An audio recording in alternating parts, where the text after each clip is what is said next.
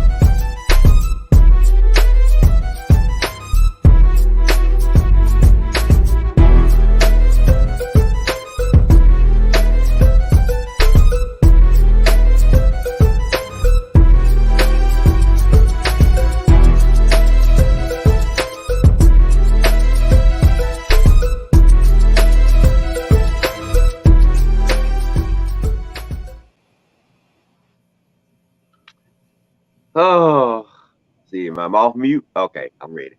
All right, what's up, everybody? Welcome again to the Red and Rev Sports Show, episode 307, the last episode of the year. 2023 is coming to an end. Well, let's talk about some other things that might be coming to an end in sports. Well, look like the Russell Wilson era might be coming to an end, definitely in Denver. Man, are the Chiefs dominant presence coming to an end? We'll get into that. Are the Cleveland Browns days of being a doggone sorry franchise coming to an end? We'll get into that. Is Michael Parsons' dreams of being the highest paid player coming to an end? We'll get into that. Is Baker Mayfield being a journeyman coming to an end? We'll get into that.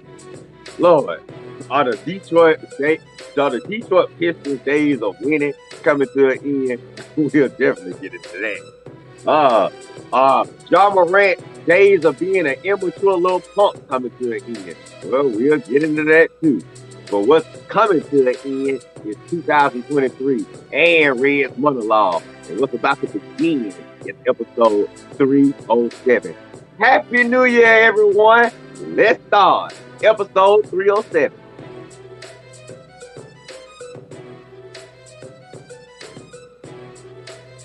What's going on, everybody? Welcome to another episode of the Red Rev Sports Show. Red and Coach are coming to you live from the ATL. Started. Giving you real sports talk because we are real sports fans. We're real sports athletes who have what, gentlemen?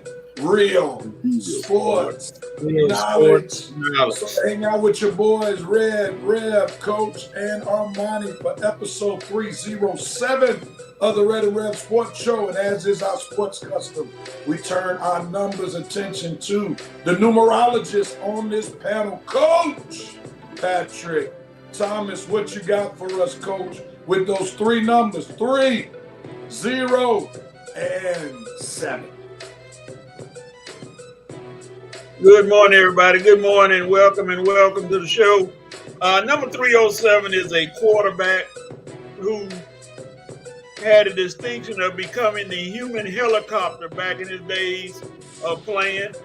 He came from the University of Stanford, and he's a 3-time Super Bowl winner, 2 times as a player, 1 time as an executive, and he wore the number 7.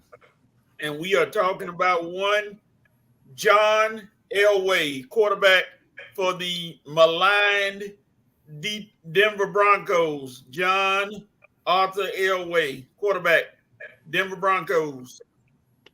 Okay, you got an applause from Red, so he's happy. Armani, I don't know, were you old enough to see John Elway play? Yes, I was old enough to see John Elway. You were still in diapers, weren't you?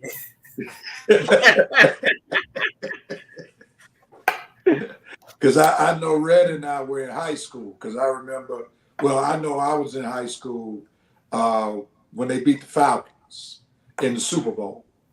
Was that the second one they just won? That was back-to-back right there when they beat the Falcons.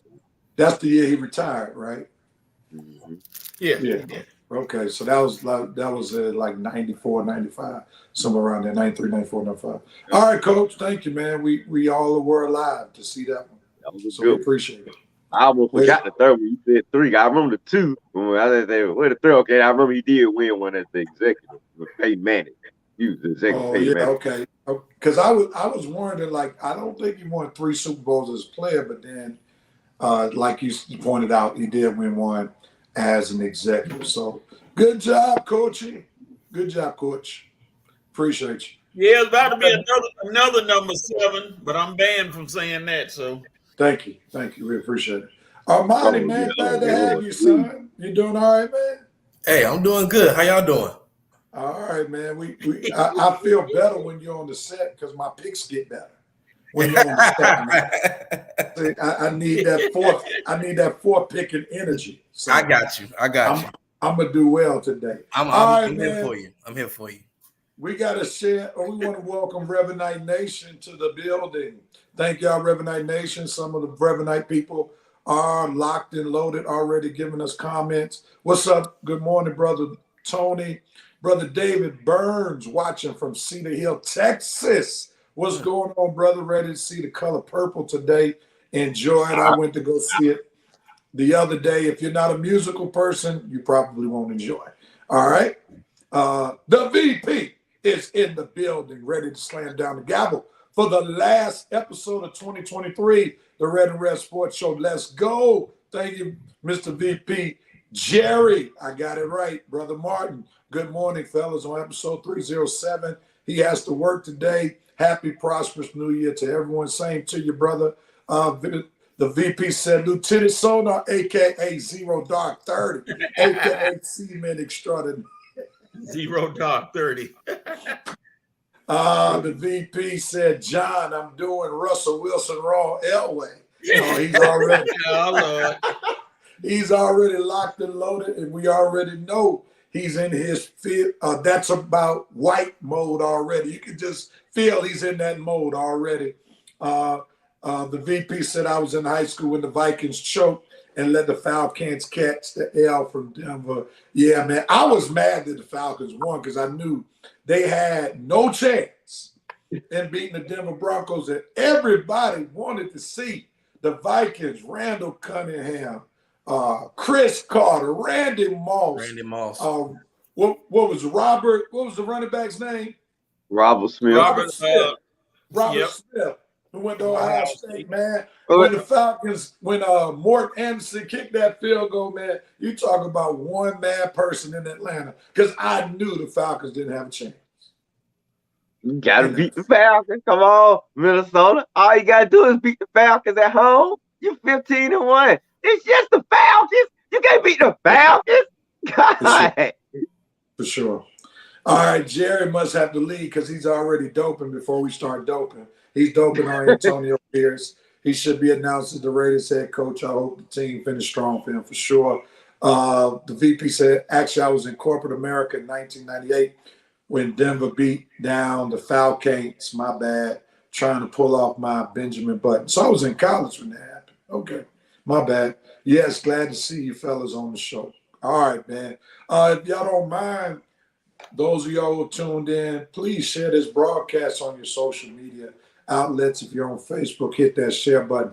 Let somebody know what you're watching. If by chance you're on YouTube, hit that share button, copy the link, text it to somebody so somebody who doesn't know about the Red Rev Sports Show may come to know it, may join us and help us make this show what it is. So please, man.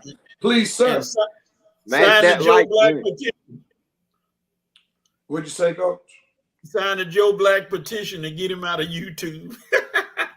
Yeah, sign the petition on how to unblock folks. So, because I still don't know how to get them back on Facebook, but we'll work that out somehow in 2024. Here we go, man. What are we doping, noping, and coping on for this particular week? We'll start with you, Coach. What are you doping on, sir? What you got? Well, my dope moment goes to one Miller Moss, who said, I got to take advantage of Caleb Williams not playing, so let me jump on a weak Louisville team and go to work, and threw 6 touchdowns and decided he would have a coming out party to audition for the #1 quarterback job in USC against Louisville. Since Malachi Nelson is transferring and Caleb Williams is gone, he said, why not? Let me put on the show. And he did 6 touchdowns in the Holiday Bowl, which is a record. So my dope moment goes to Miller Moss, Miller time. Oh, yeah. That was very predictable. That's why I should have had Coach go last, and I should have done that dope moment to make him choose something else, because that was very, very, very, very predictable. All right, Armani, what you got, man? What are you doping on, sir? I'm doping on one Bills offensive coordinator, Joe Brady. Ever since he has took over as offensive coordinator, they have been on a 3-game winning streak. I'm not really a fan of the coach because of his remarks, but hey, Joe Brady, maybe you'll get you a head coaching job here soon. I mean, you are a Terry guy, just in case you know that team down there in Georgia wants to get a new head coach, man. But you're doing a great job. The scheme is a little different. You put your own flavor into it, man. But I'm gonna give you some props because this offense is doing very well under offensive coordinator Joe Brady. Excellent. Absolutely excellent. Red, what are you doping on, sir? I'm doping on the Falcons defense. To be clear, the Falcons sack total. Coming into the season, the fact the Falcons were dead last in the NFL in sacks, and through 16 weeks, the Falcons have recorded 36 sacks, and that is a 15 sack improvement from last season, which will make it the highest 1-year increase of any NFL team this season. Now, you know, coming into the season, Red was saying, Falcons, got to get these sack totals up. All right. I don't know who baby came around, but anyway, let me finish it up real quick. I'm doping on the Falcons becoming better at the sack total. I'll elaborate later. I don't know what's going on with Coach. No, what he said that. Is that a sound? Kind of like a soundboard. Got a soundboard. Oh, real, my man. I didn't know what that was. Okay, well, anyway, the Falcons sack totals have been rising up. So dope to the Falcons sack totals rising up. Give me one more. Who, baby, real? You, baby. All right, man. I am doping on the powers that be that decided to move the college playoff from 14 to 12 teams.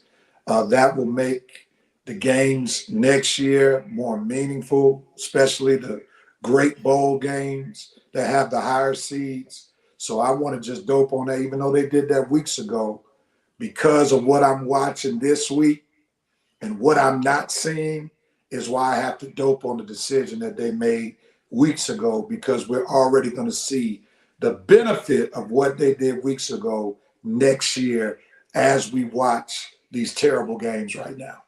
Oh, yeah. All right. Armani, what are you noping on? I'm noping on ESPN boxing ranking Devin Haney 3 spots above Javante Tank Davis. Let's not forget that Lomachenko pretty much beat Haney.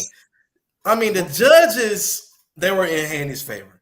I'm not going to sit here and lie. Lomachenko won the fight, but he didn't win the fight on the scoreboard, which is fine. But for David Haney to almost lose and have only 15 knockouts versus Javante's 27 knockouts and 29 wins, I don't see how you rank Devin Haney above Javante Tank Davis. I just don't understand that. So I'm noping on that. No!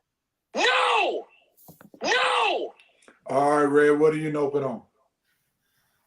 Okay. Let me calm down.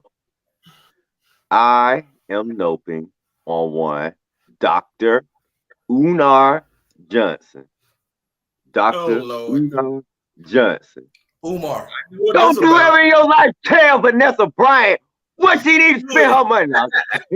Boy, Dr. Unar Johnson going off on Vanessa Bryant, trying to criticize her because she ain't spent some of Kobe's money in the black community.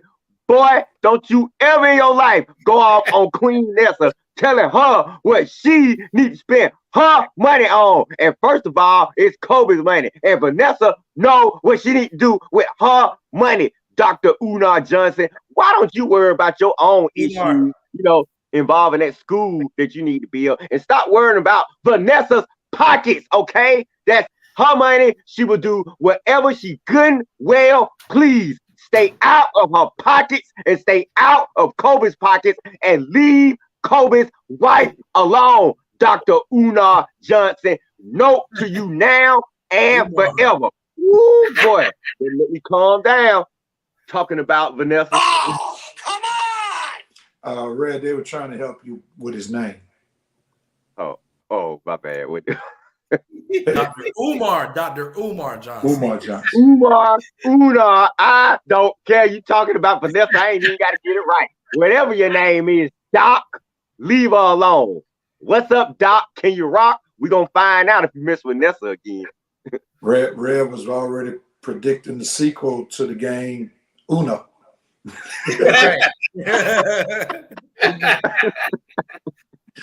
All right. I got to do it. Got to have some integrity. I'm giving my note moment to my quarterback, Patrick Mahomes, and the Kansas City Chiefs. Uh-oh. You all played like y'all drank spiked eggnog all night on Christmas Eve.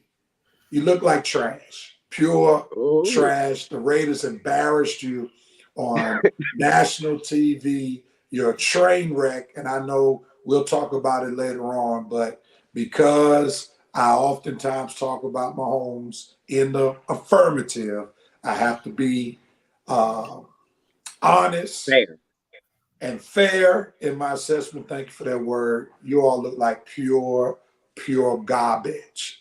And what y'all did on Christmas was an epic fail. All right. Hey, coach, he sound like Erica when he said garbage right there. Pure garbage. Extra garbage. Hot garbage. Coach, Yeah. what are you open on, sir? I think I might take my glasses off for this one. Uh-oh. We'll be Steelers, no. My note moment goes to one Devin Bush. Devin Bush, we know you played for the Steelers. We understand that you know this is going to be a big game for you, and you're going to try to step up and play. But you talking about you going to stop the Steelers offense, Devin? Devin, let me do a stat for you. You got 12 tackles. 12. You play and you got 12 tackles, and you talking about you gonna stop somebody? Dude, you okay. Don't think that Najee and Jay and Warren and all them not looking at you like, oh, it's like that, huh? Okay, so we gonna have some fun today and tomorrow with Mr. Devin Bush. And I want to see how many tackles you have at the end of the game, sir. You had 12 tackles in 16 games. Come on, dog. Don't do that to yourself. Just say, I'm looking forward to play my old team and be done with it.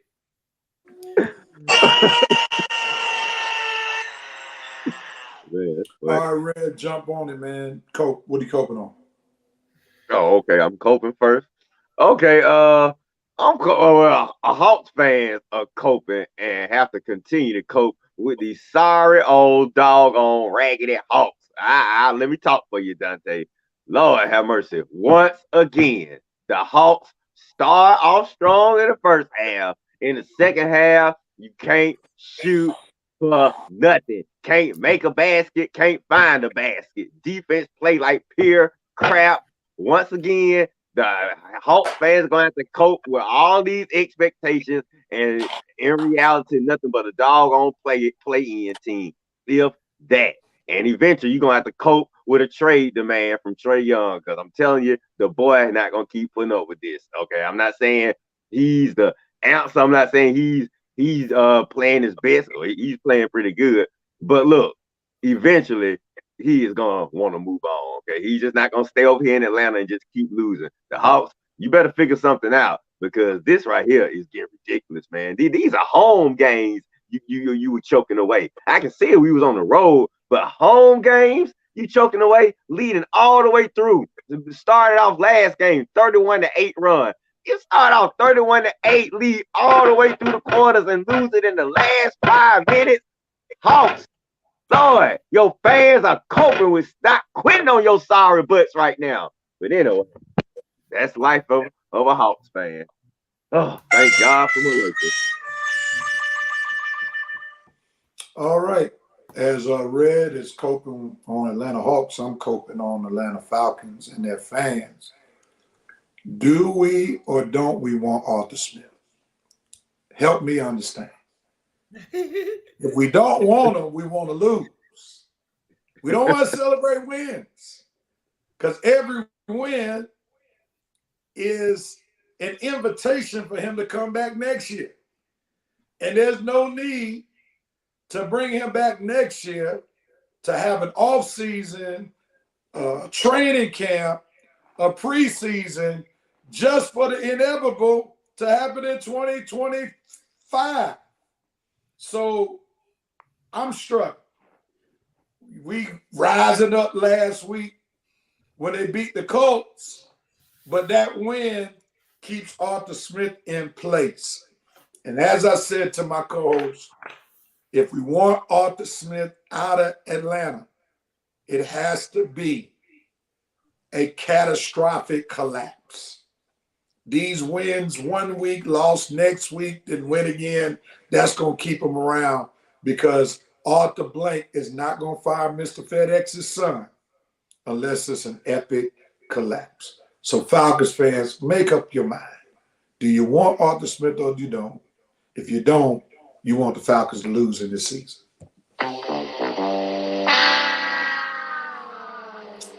Coach, what are you coping on?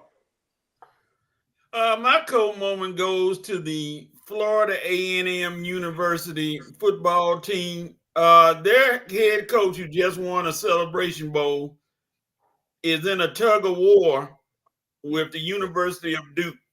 Duke is offering him a position as a job as a position coach, but is paying way more than he would at FAMU. Now I know y'all happy you won FAMU, and they even had an emergency meeting last night to try to see if they can come up with the money to pay him more. I don't know if it's gonna happen.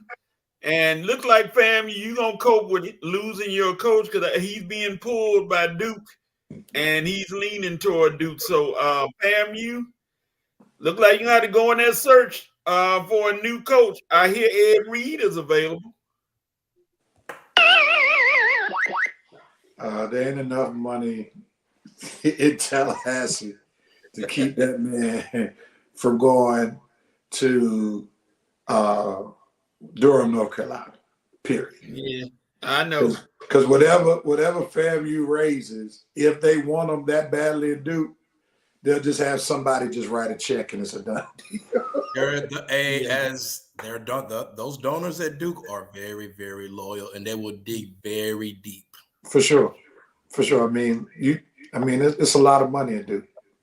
A lot of money. All right, Monty, wrap this thing up, man. What are you coping on?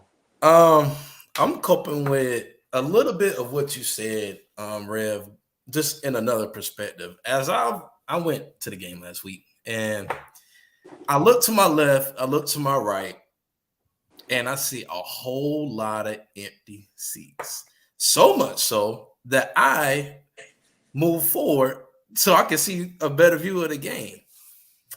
And this is the epitome of, it don't matter, Falcons or Hawks, of mediocrity at its best in the organizations.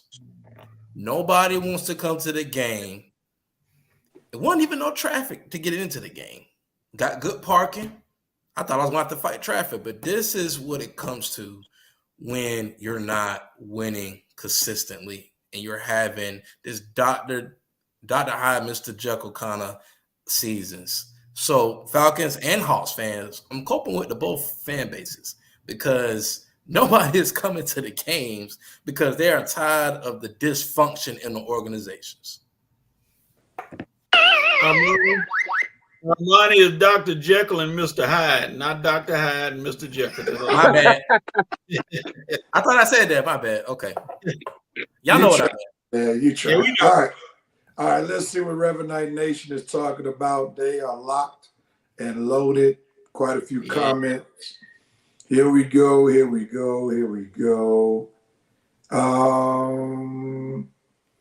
David Burns says, my Bears is going to kick your Falcon rear end. Jerry said, I'm noping on Jamar Chase on his comments on the Chiefs secondary. You can't get bulletin board material to the Chiefs, who are desperate to show their playoff prominence.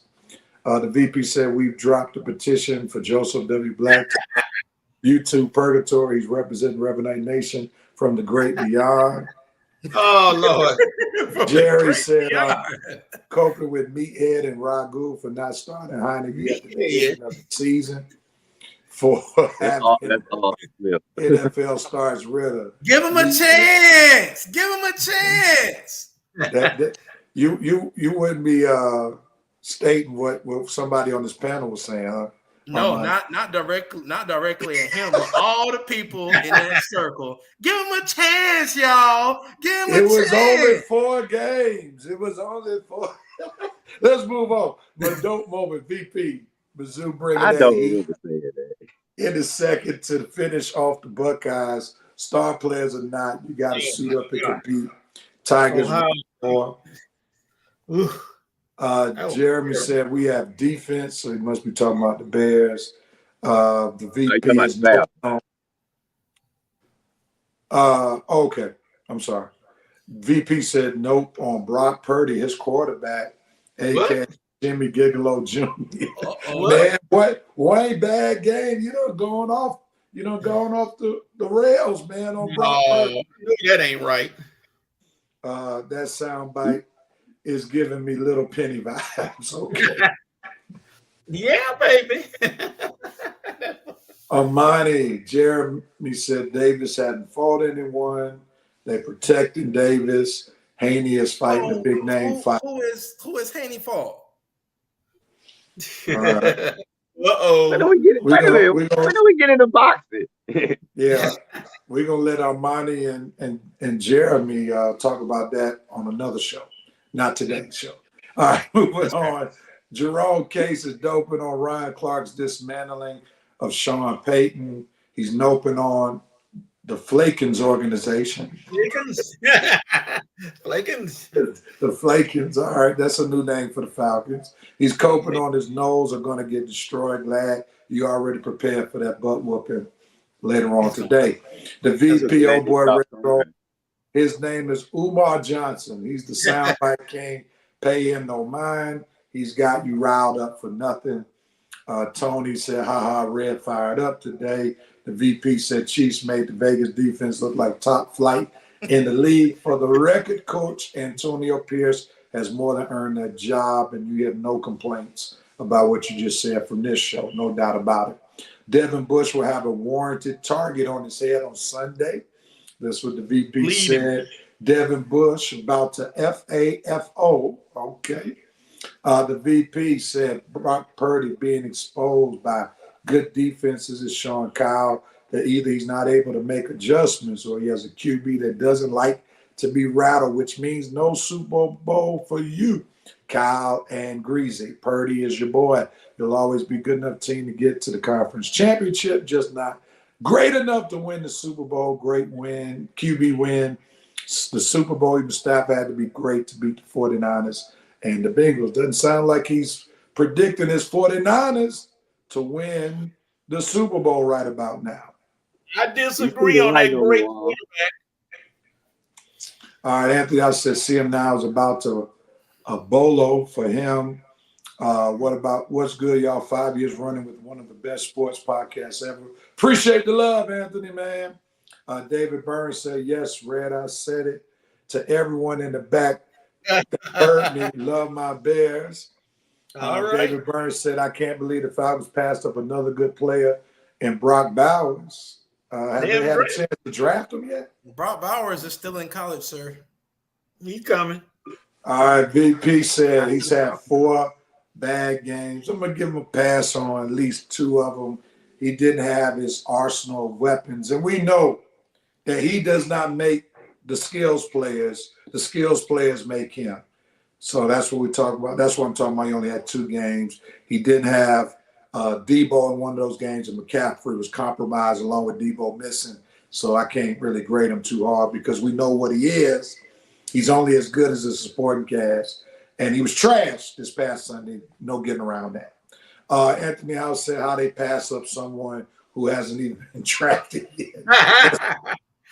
Yeah, that's our concern as well. David Burns, it was their decision already pass up on him, not even give him a chance. All right.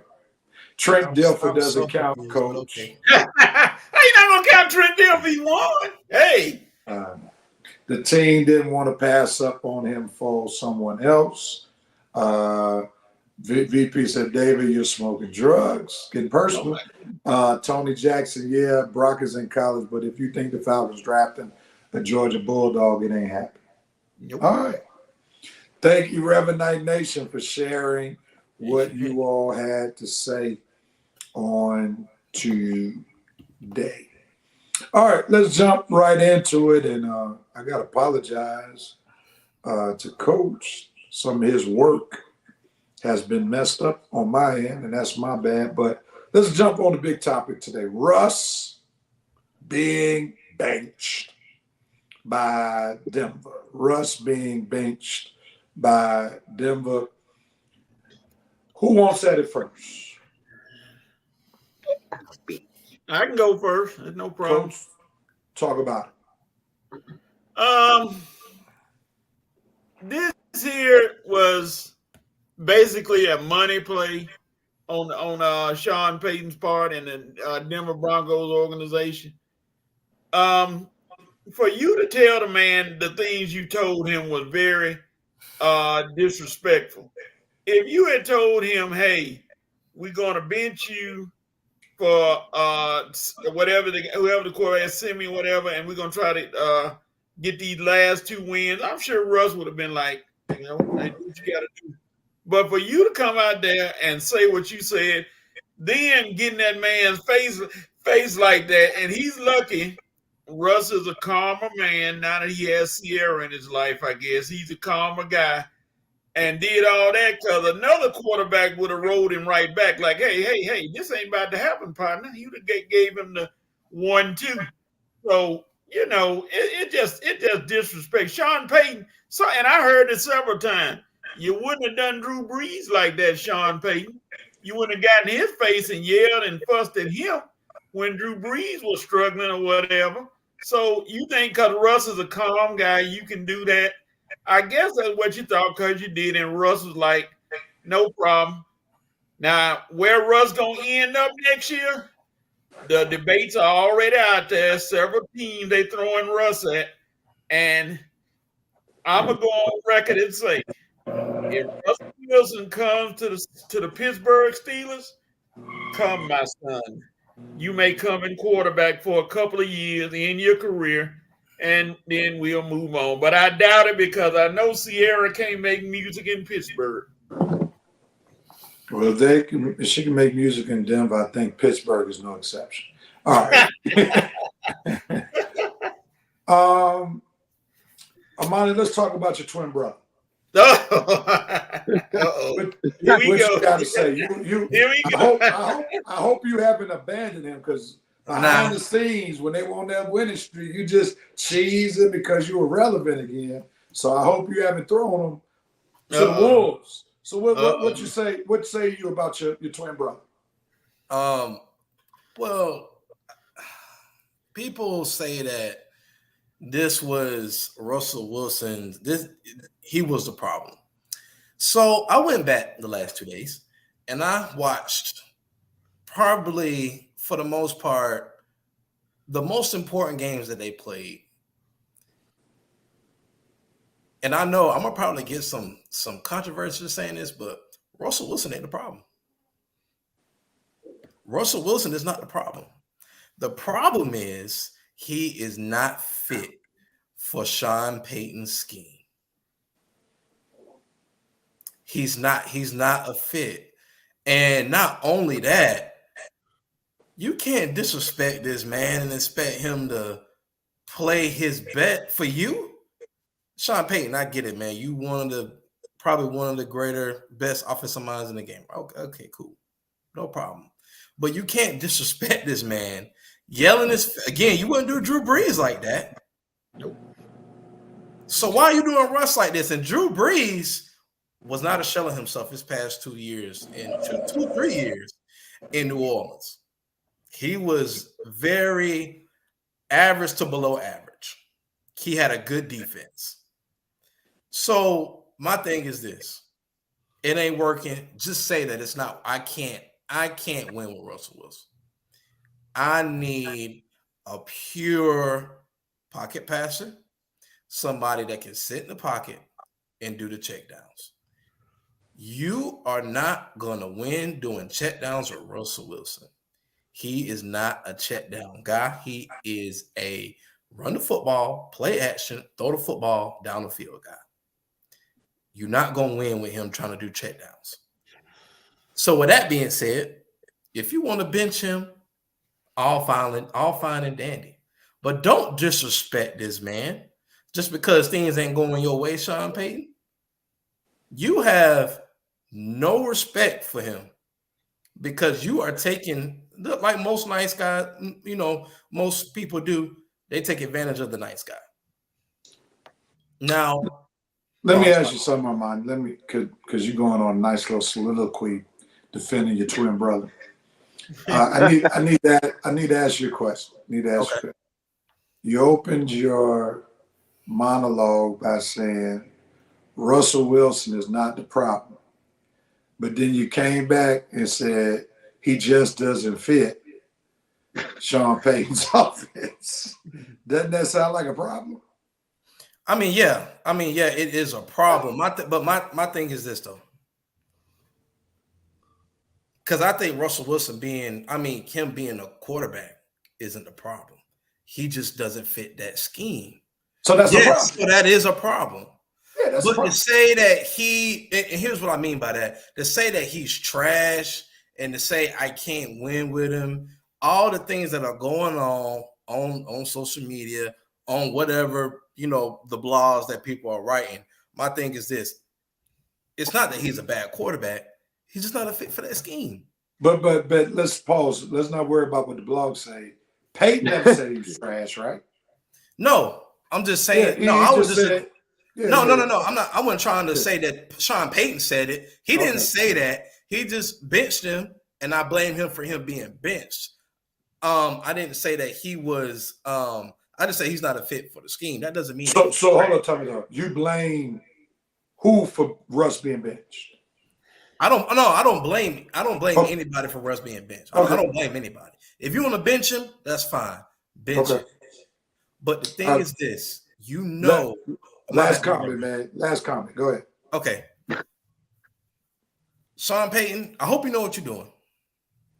Because if Russell if he wasn't the fix and he gets benched and it's still an issue, we know what the problem is. That's all I'm saying. Okay, man. Russ is proud of you standing up for his brother. Russ is proud of you. Fight the power. All right, Greg, go with it, man. He was doing his best, man. This is simple to me. What week is this, everybody? It's Christmas week. Merry Christmas, Sean Payton. You finally got to do what you wanted. Okay, you finally got Russell Wilson up out your offense. Now let's be real. From the moment Sean Payton landed in Denver, he never liked Russell Wilson. He wasn't a Russell Wilson fan from the beginning. Now, honestly, personally, I don't really blame him because I understand the reasons he don't like Russell Wilson. And personally, that's some of the reasons a lot of folks don't like Russell Wilson. So I'm not surprised this happened. Once the moment came where he felt like he can make the move that he wanted to make, he made it. Okay, like you say, he told Russell weeks ago, make some accommodations in your contract or you're gonna be benched.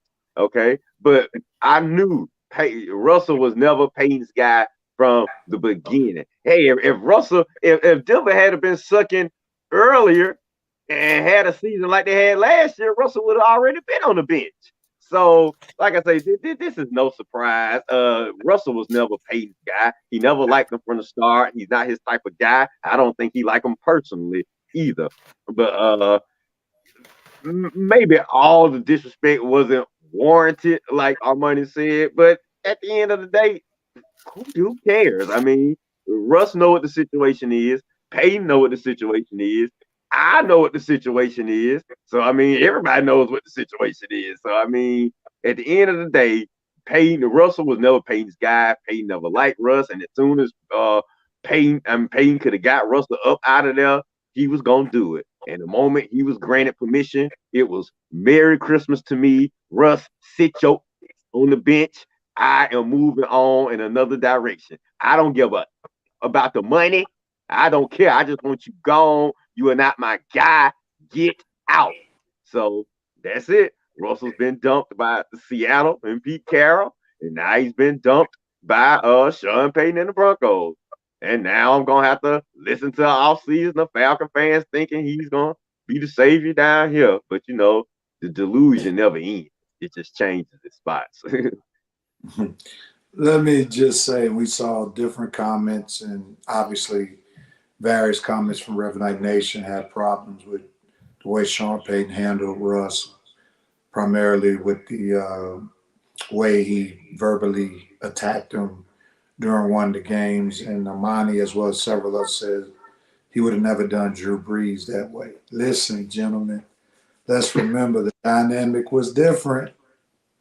I understand we got the racial undertone, but Drew Brees and Sean Payton went to New Orleans together, they were tied to the hip.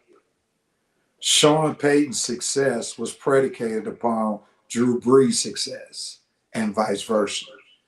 So their relationship was even. That's why it was a different situation. You can't compare Sean Payton's relationship with Drew Brees versus his relationship with Russell Wilson because the dynamics are different. Let's not fully exonerate Russ. Russ is getting some stuff that he deserved.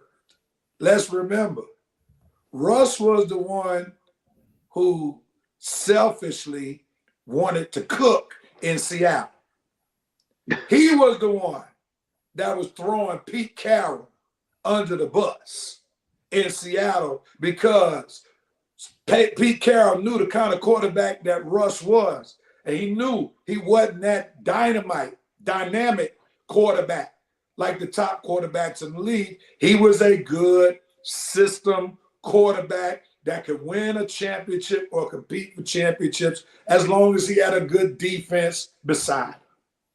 Then Russ, smelling himself, goes to Denver, and let's not talk about all the stuff that Russ did that caused his teammates to despise him. Russ was the one who had to have his own office. Russ had his own people coming on the field, being at training camp. And what Sean Payton had to do, because he's a Super Bowl winning coach, he was brought in to humble Russell Wilson. That's what people forget. And he had the pedigree to humble Russ because Russ screwed himself up last year. So he was no longer in a power position. Had he balled out, Sean Payton would have had to bow down at the altar of Russell Wilson. But because he and the Broncos played like pure trash, he lost his power. He lost his authority. So Sean Payton came in with the authority. Clean this mess up that Russell Wilson got us in because his contract is an albatross to the team. So let's not try to make, and I think Russ has done a great job being the pretty boy victim.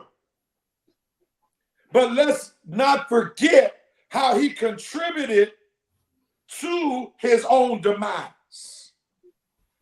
Sean Payton had an agenda. Humble Russell Wilson because he was out of control last year. And he took advantage of the rookie coach. So now what we're going to do, we're going to get somebody who is a QB guru, an offensive guru, and we're going to bring him in to humble Russell Wilson. And that's what he did. So I'm not even going to say race had anything to do with this matter. Because typically I'm on the race team. But Sean Payton had a clear mission, clear agenda. Operation Humble Russell Wilson. Because Russ did stuff going to Denver that Peyton Manning didn't even do. Remember, Peyton Manning more accomplished than Russ. Even though they had the same amount of Super Bowls, but Peyton Manning was responsible for the Indianapolis Colts run. Period. He goes to Denver, humbles himself. Russ Wilson gets to Denver, I'm that dude. I'm the man. He got all these special perks and stuff like that that nobody else got. So you reap, come on, Rev, don't preach to us today. I'm trying not to. You reap what you sow. So he sowed foolishness. Now he's reaping foolishness against it. So I will not sit here and act like Russell Wilson is some victim because he brought a lot of this on himself because he lacked humility when he came to Denver. Anybody want Rev, you look like you're teaching Bible study right about now. Sitting in the chair there and going into it. Yeah, man. I need to hear this, but I feel yeah, you're right. You had to remind folks about some of this stuff.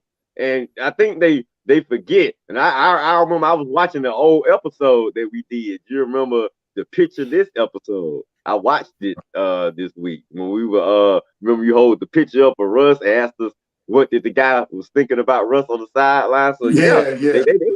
they were hating Russ. I forgot they were yeah, Russell was a villain in Denver last year. And yeah, they hired Payton because they knew Payton was a better. See, they hired Payton because they knew Payton was a better villain than Russell. Like, okay, you want to be the bad guy? We're gonna hire a guy badder than you, and let's see what you're gonna do with him. And Russell has been shrinking. He has been shrinking to this. Like Russell is one bad guy. They hired the top bad guy. Like Russell is like a little henchman compared to Sean Payton. So, and like I say, Russell couldn't stand up to the henchman, man. Like Russell, you're not Hans Gruber, you just Carl, man. And the way Coach Payton been on you, you Carl's brother Tony, the one that John McClain killed first in the jogging suit. And I tried to tell the show last week. Sean Payton was in the power position. I tried to tell y'all that last week. I think go back and replay the. Didn't I tell y'all that last week?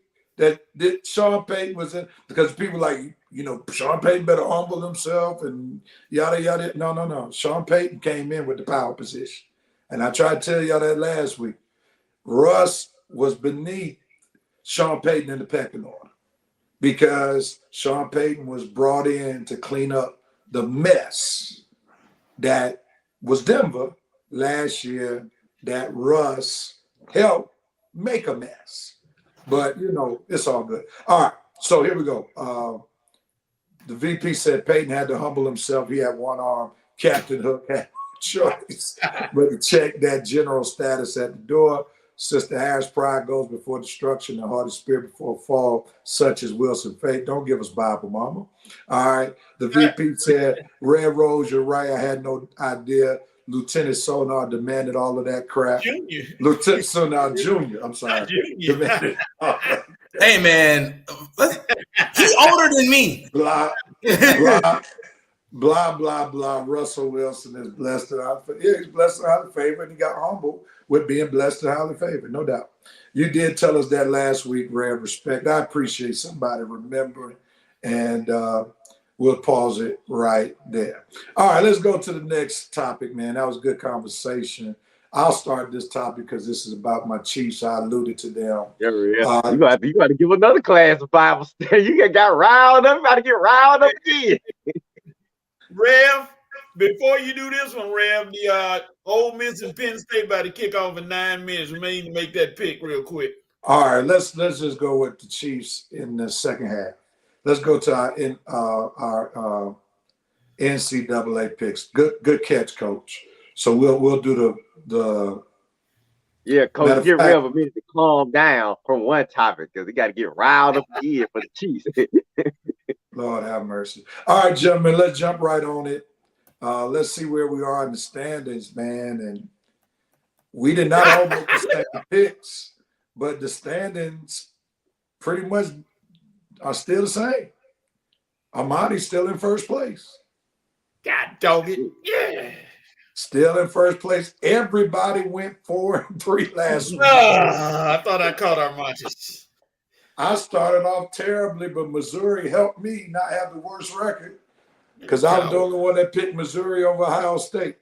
So Armani's still a game up on Coach, 4 games up on me, and Red, I don't know if you're mathematically eliminated yet, but this week will probably make you mathematically eliminated, and I'll probably be mathematically eliminated after next week. Yeah, so thanks to Mama Harris team. Thanks a lot, Mama Harris. Don't look, she didn't tell you to pick Kentucky. You chose it. But all right, so that's where we are with the pick'ems this week. Armani, you're in first place, and this is like one of the first times since you've been in first place that you actually pick on air. So you get to choose. Do you want to pick first, or do you want to pick last? I'll pick first. All right, so let me get some pick 'em music. And as we get ready to pick these games, Revenite Nation, feel free to put your picks as we are picking these games for the NCAA. All right, here we go. Get some good music.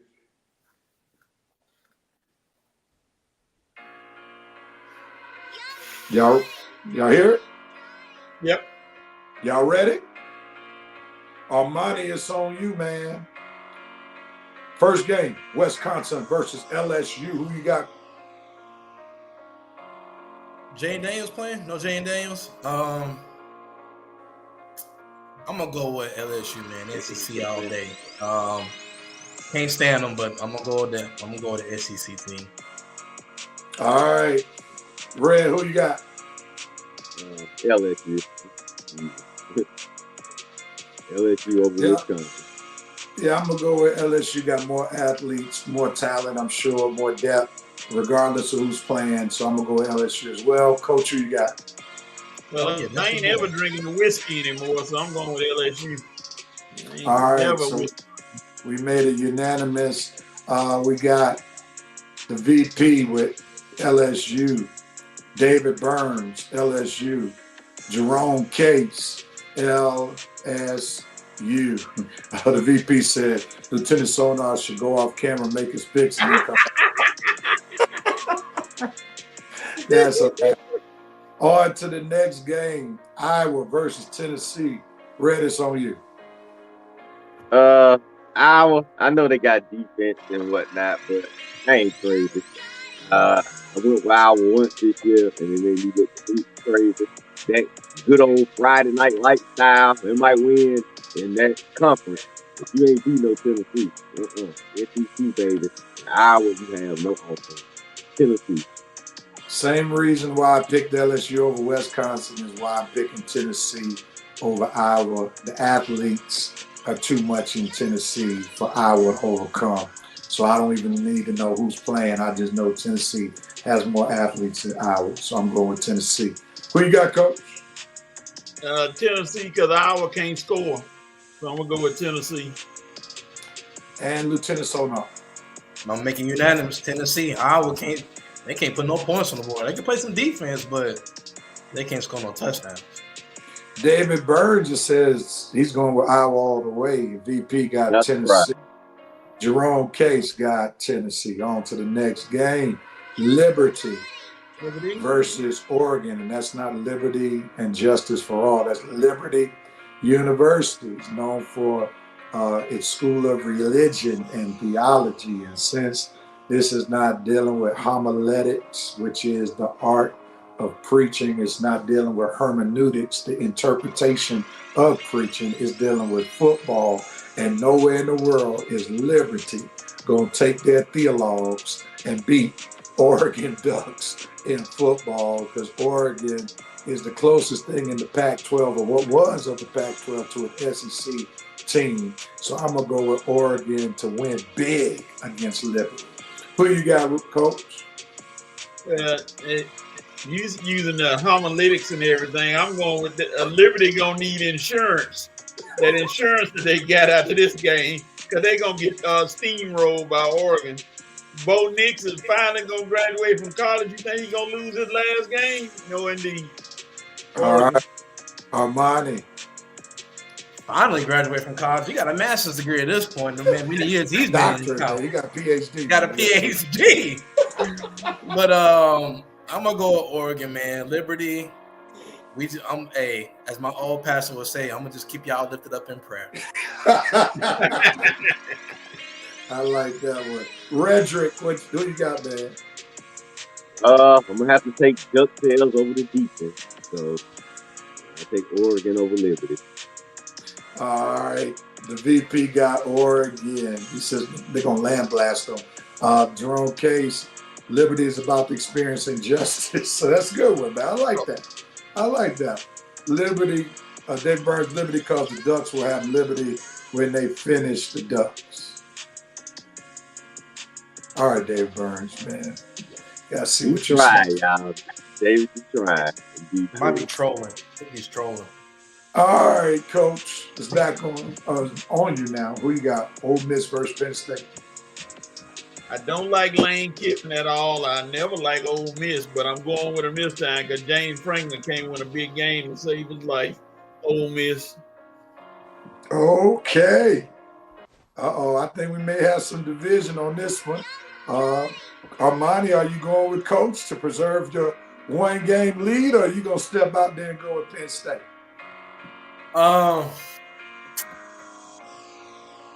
Man, this is a tough one, but I'm gonna go with Ole Miss. Ole Miss is going. He went safe.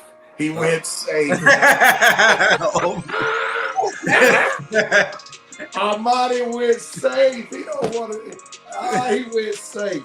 Oh my goodness! Because if Coach had picked Penn State, you would have picked Penn State. Look at you. I would have went Ole Miss. Go ahead, Red. Who you got? I'll go Penn State for the upset. I give James Franklin a chance. I don't like Lane Kiffin, so I won't pick him. So I'll go Penn State.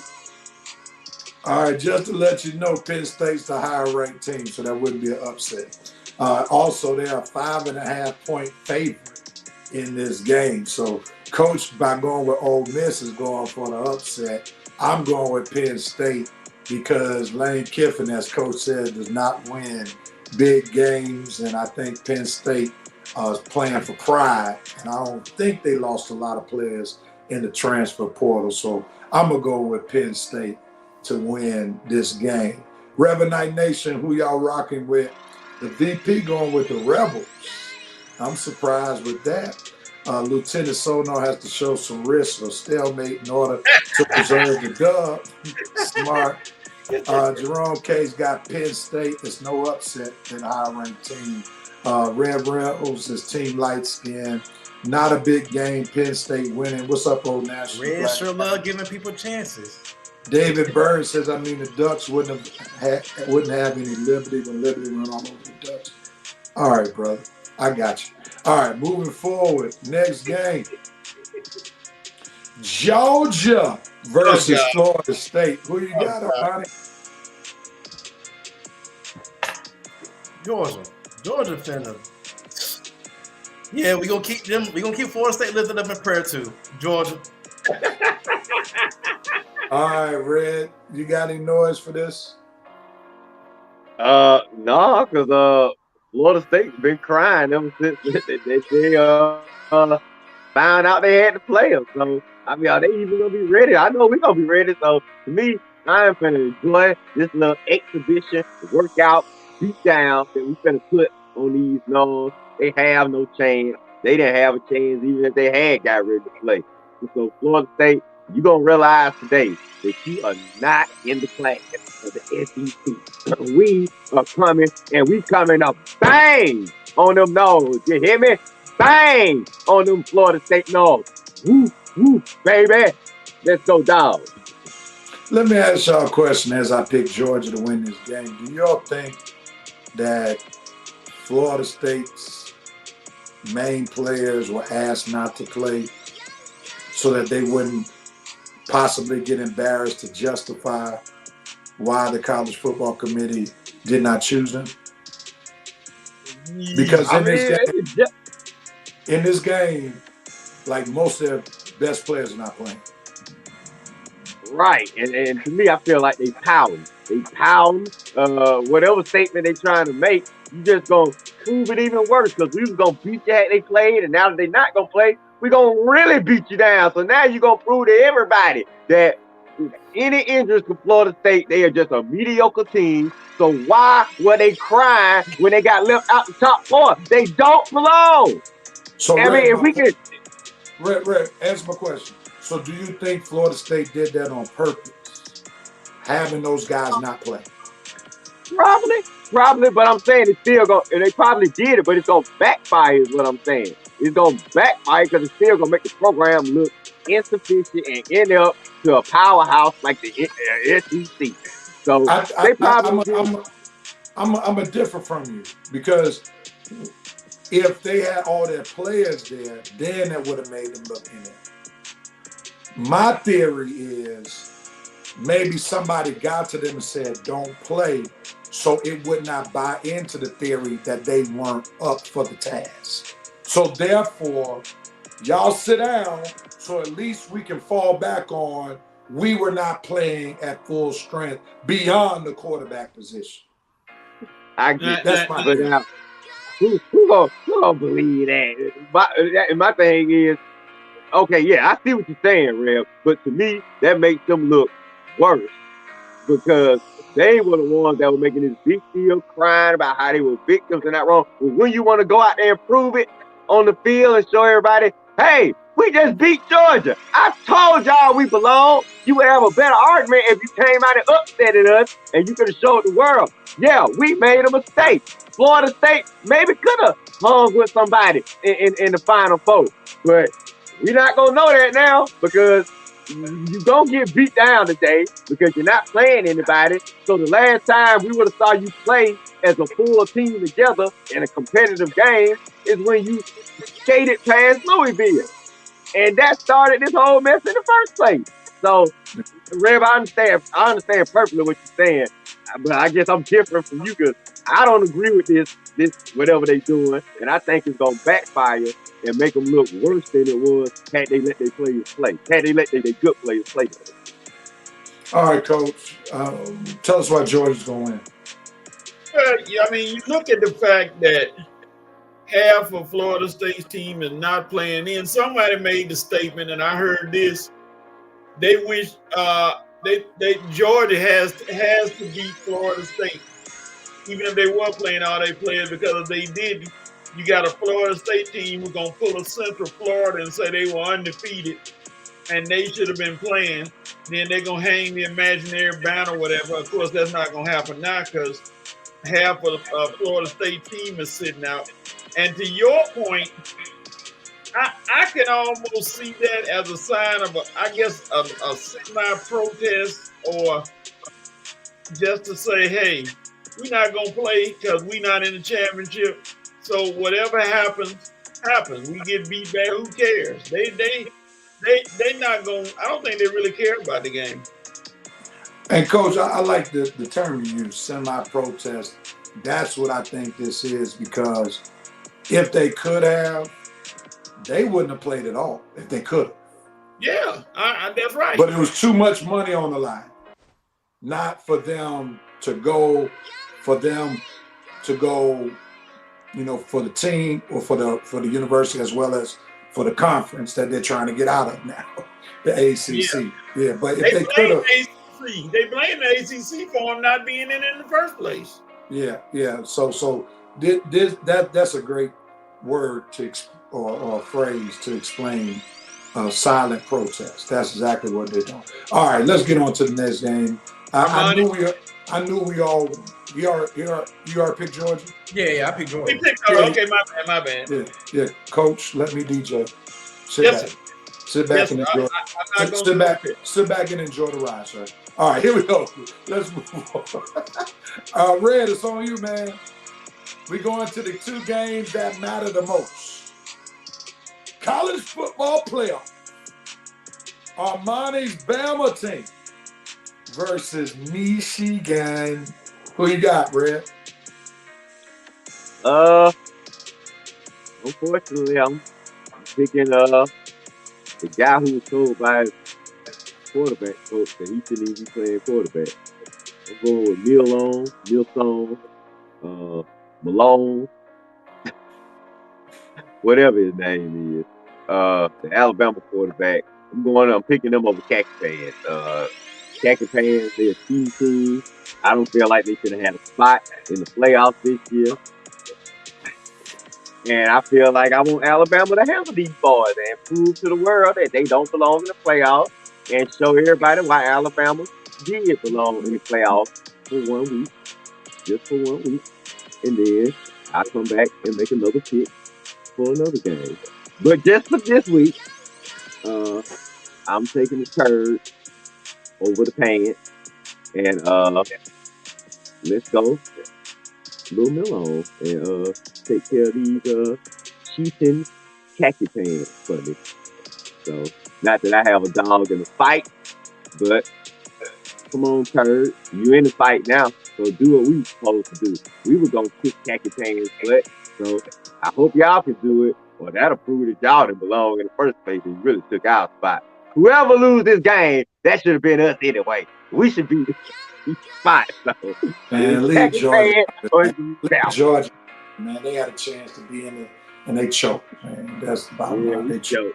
All right. Well, Michigan was cheap. They should have gave us Michigan spot. We deserve to defend our 3-peat, man. Let me say this, man. As I look at this game, there's a rap song. And somebody saying the Reverend with a rap song. Yeah. There's a rap song that's coming to my mind that was performed and written by the late, great Tupac Shakur. And the rap song had these lyrics: "It's just me against the world, baby." And I think that's where Michigan is. I think Michigan somehow, some way, is going to mess around and win this championship. And Jim Harbaugh is going to leave college football after winning this chip. And he's going to, you know what, probably give them the finger as he leaves. Because they've been trying to tear Michigan down. Rightfully, wrongfully, it's still up in the air. And they still have survived. They survived against the big test, Ohio State, even without their coach.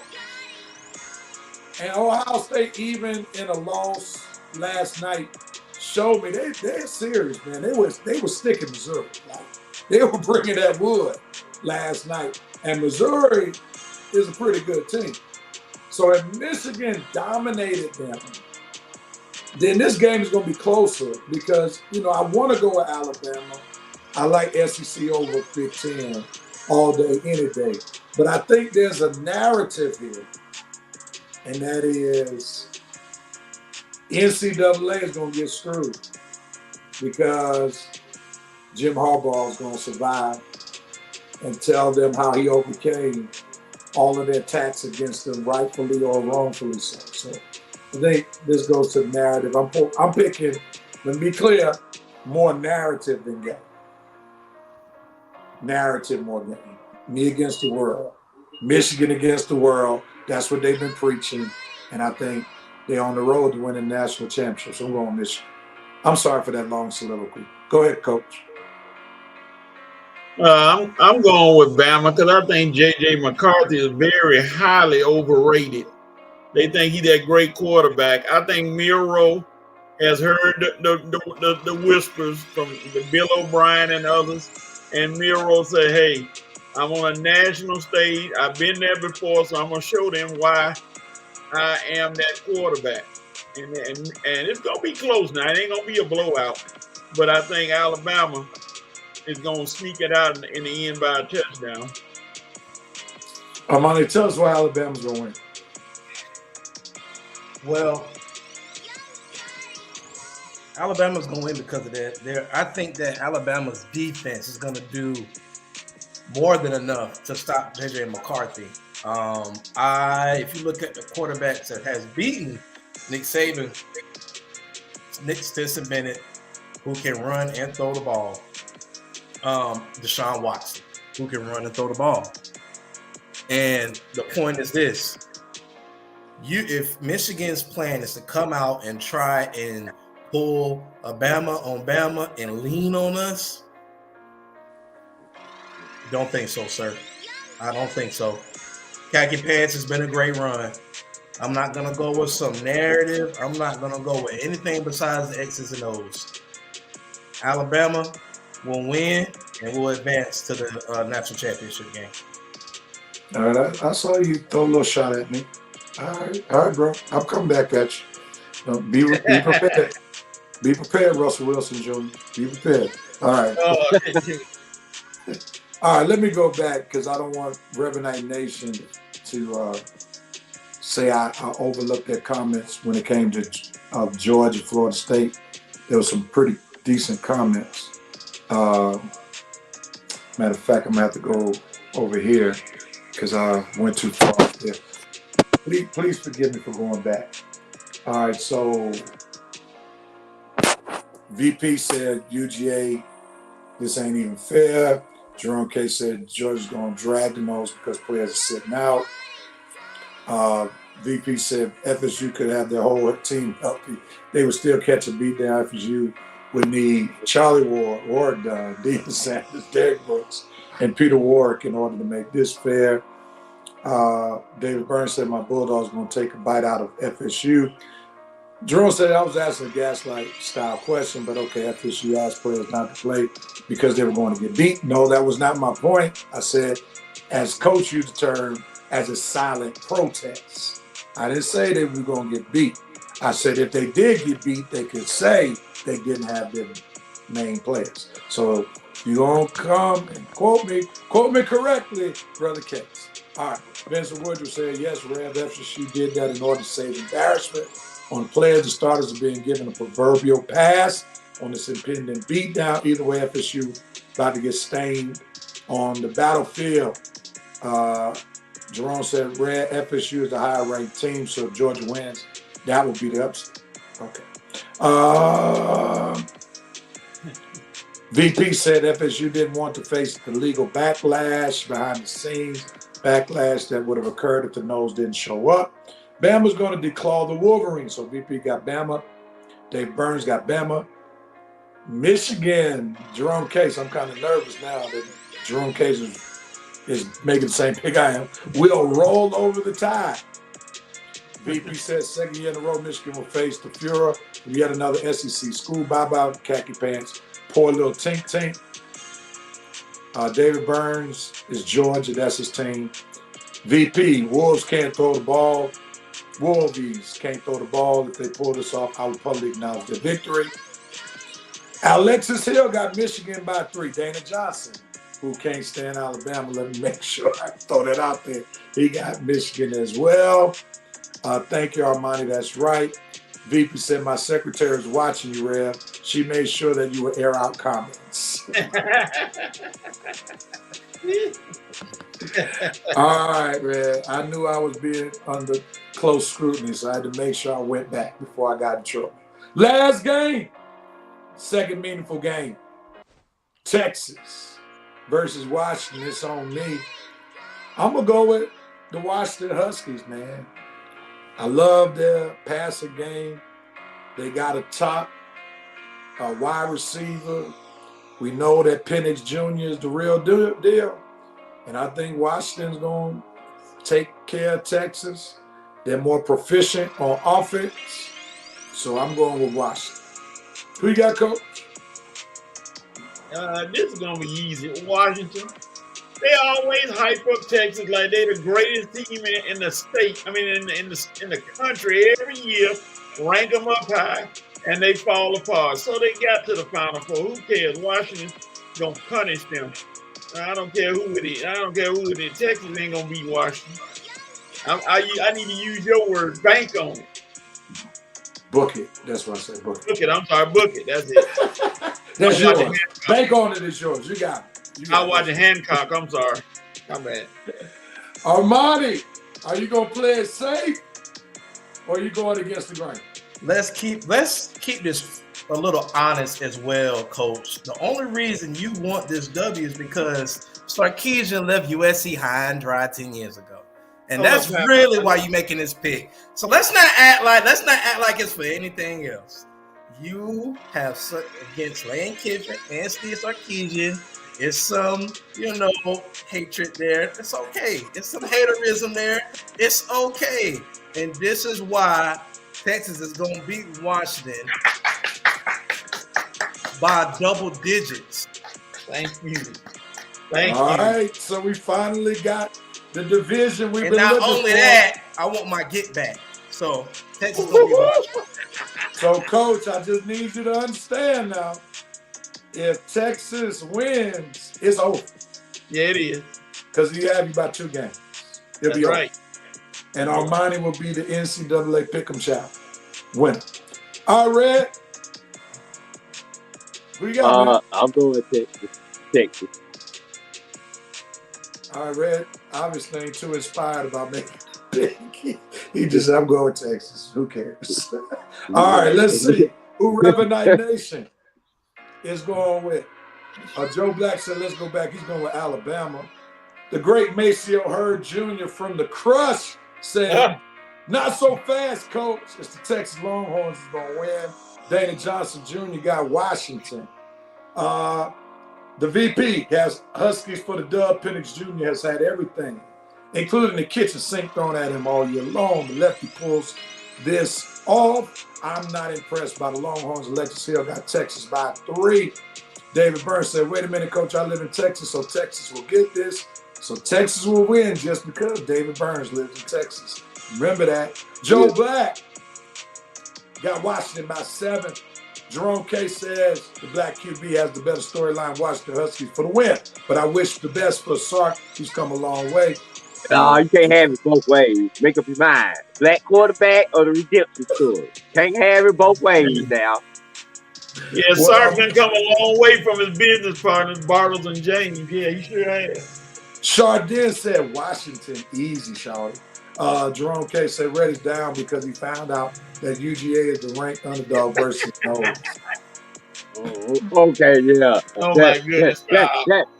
That's hurting me so bad because your crybaby Knowles are ranked over us. Your crybabies who gonna get beat down today. Oh, you're just so sad. We belong in the Final Four. No, you don't. And we're gonna prove it today. You don't belong now. You don't belong then. You don't belong no time. It is over for your nose.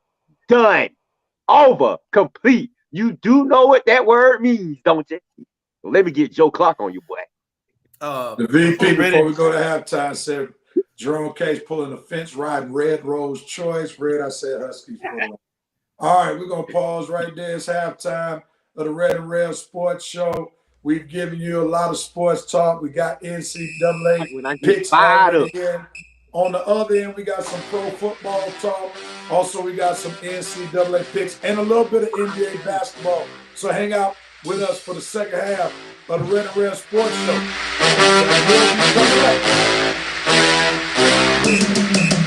We'll be right back.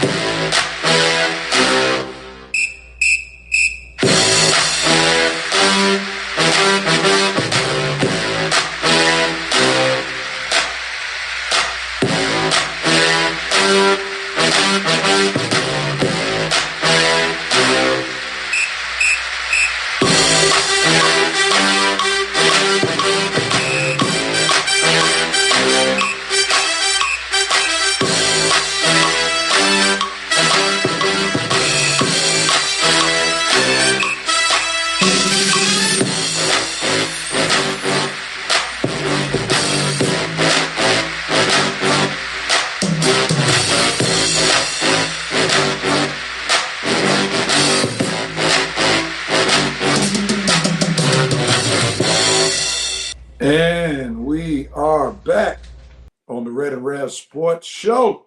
Minus Coach. Oh, now he's back. All right, thank you for coming back in time. And we'll be starting in the second half in just a moment.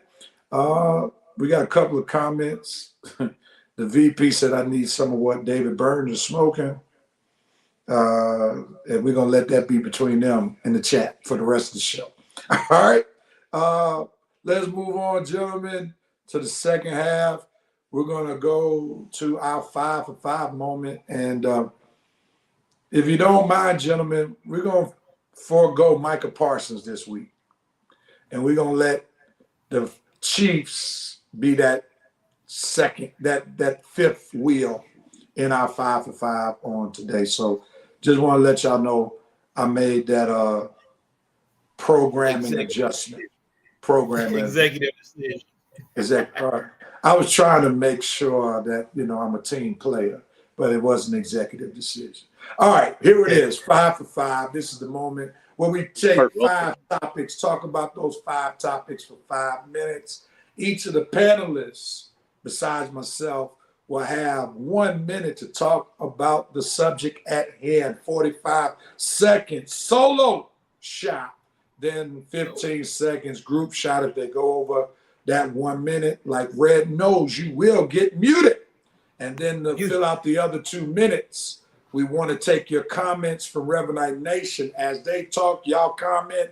We'll talk about your comments and post them on the screen. And if there's any time left over, the good Reverend will give his 2 cents on the subject matter if I have any 2 cents to give. All right, gentlemen, as the VP would say, cue Lunits. So here we go. The cue is on.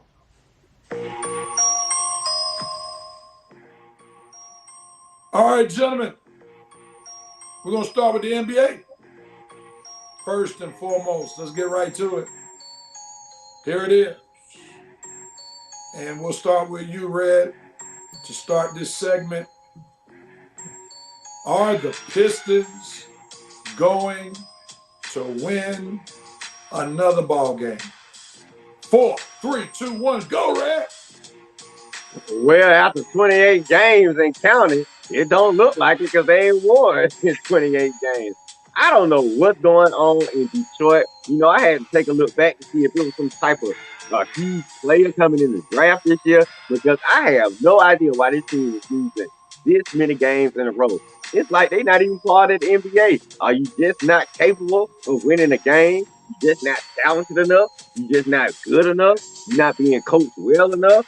Months. To go from Phoenix to this, dude, I know you're making some big money, but man, how are you doing it, man? You come from a winning organization or winning the last few years, but you can't even get a win at all. And like I told y'all, after this season, Cade Cunningham is going to need a sports therapist. I mean, that dude is just being drenched in losing. I mean, he hasn't had winning since he's been in the NBA.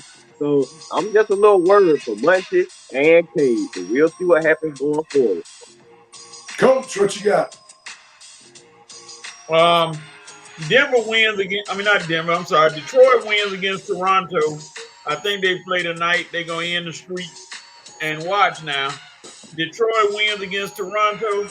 They may win a few games out of their next 10. They're not completely down. They right on the borderline. So I think they'll start winning a few. They're not the contenders for anything but last place. But, hey, they'll start winning some more. Armani, what you got? Yeah, they'll start winning again. I'll give it a few games, man. I just think that the Pistons are an organization. They just haven't been the same. They haven't been the same since Chauncey and them left, since Big Ben and all those guys left. They just haven't been the same team. So, and then another thing is the people of Detroit aren't really. They're on the Lions high right now, so it's not like the fans are going crazy because, they're kind of riding on that Detroit high, the Lions high. So, I don't think if the fans ain't saying nothing, hey, who are we to say, they should be winning. Interesting take. Armani, for some reason, man, whenever you go to solo shot, we hear your sound, but your voice ain't catching up with the sound, but we hear everything that you say and your mouth is speaking at the same time when you on a group shot. I don't know what kind of device keep it right here, Rev. That's fine. We can just keep it right here for the Red Show. All right, so I'll just give you a group shot. Okay. And then I'll just raise my hand when you're at 45. Okay. All right. Here we go. No comments about that, and I'll pick up Jerome Case's comments in just a minute. Let me just talk real quickly because I actually posted about this. We got 2 more minutes on this topic. Monty Williams is not the problem. The problem is that Detroit is poorly constructed. They did not draft pieces that complemented Cade Cunningham. You draft Cade Cunningham, but then you draft in the next draft Ivy, who needs the ball in his hand when Cade Cunningham is your primary ball handler. And Ivy's not a pure shooter. So that's part of the problem. You just can't pick players and just say play together. They got to complement each other. Number two, their team is deficient across the board. They don't have 10 solid NBA players. So they don't have any depth. So when they go to the second unit, they're going to get killed by the other team second. Thirdly, they don't have enough veterans and solid veterans. Outside of Bogdanovich, the small forward, pure shooter, they don't really have anybody to help mentor these young guys. And if you're going to have young players, you got to have mentors. That's why I got to say big ups to the Houston Rockets. Getting a Fred VanVleet, getting a Dillon to come in there, help Jeff Green to get these young guys to be NBA players. So they got veterans. They might not be the greatest veterans, but they're solid veterans, and all of them have played, except for Dillon, in an NBA championship, and Fred VanVleet has actually won one. So you got to have veterans to go along with the youth movement. Like Cade Cunningham. Green too, Rev. Huh? Green too, with Denver last year, remember?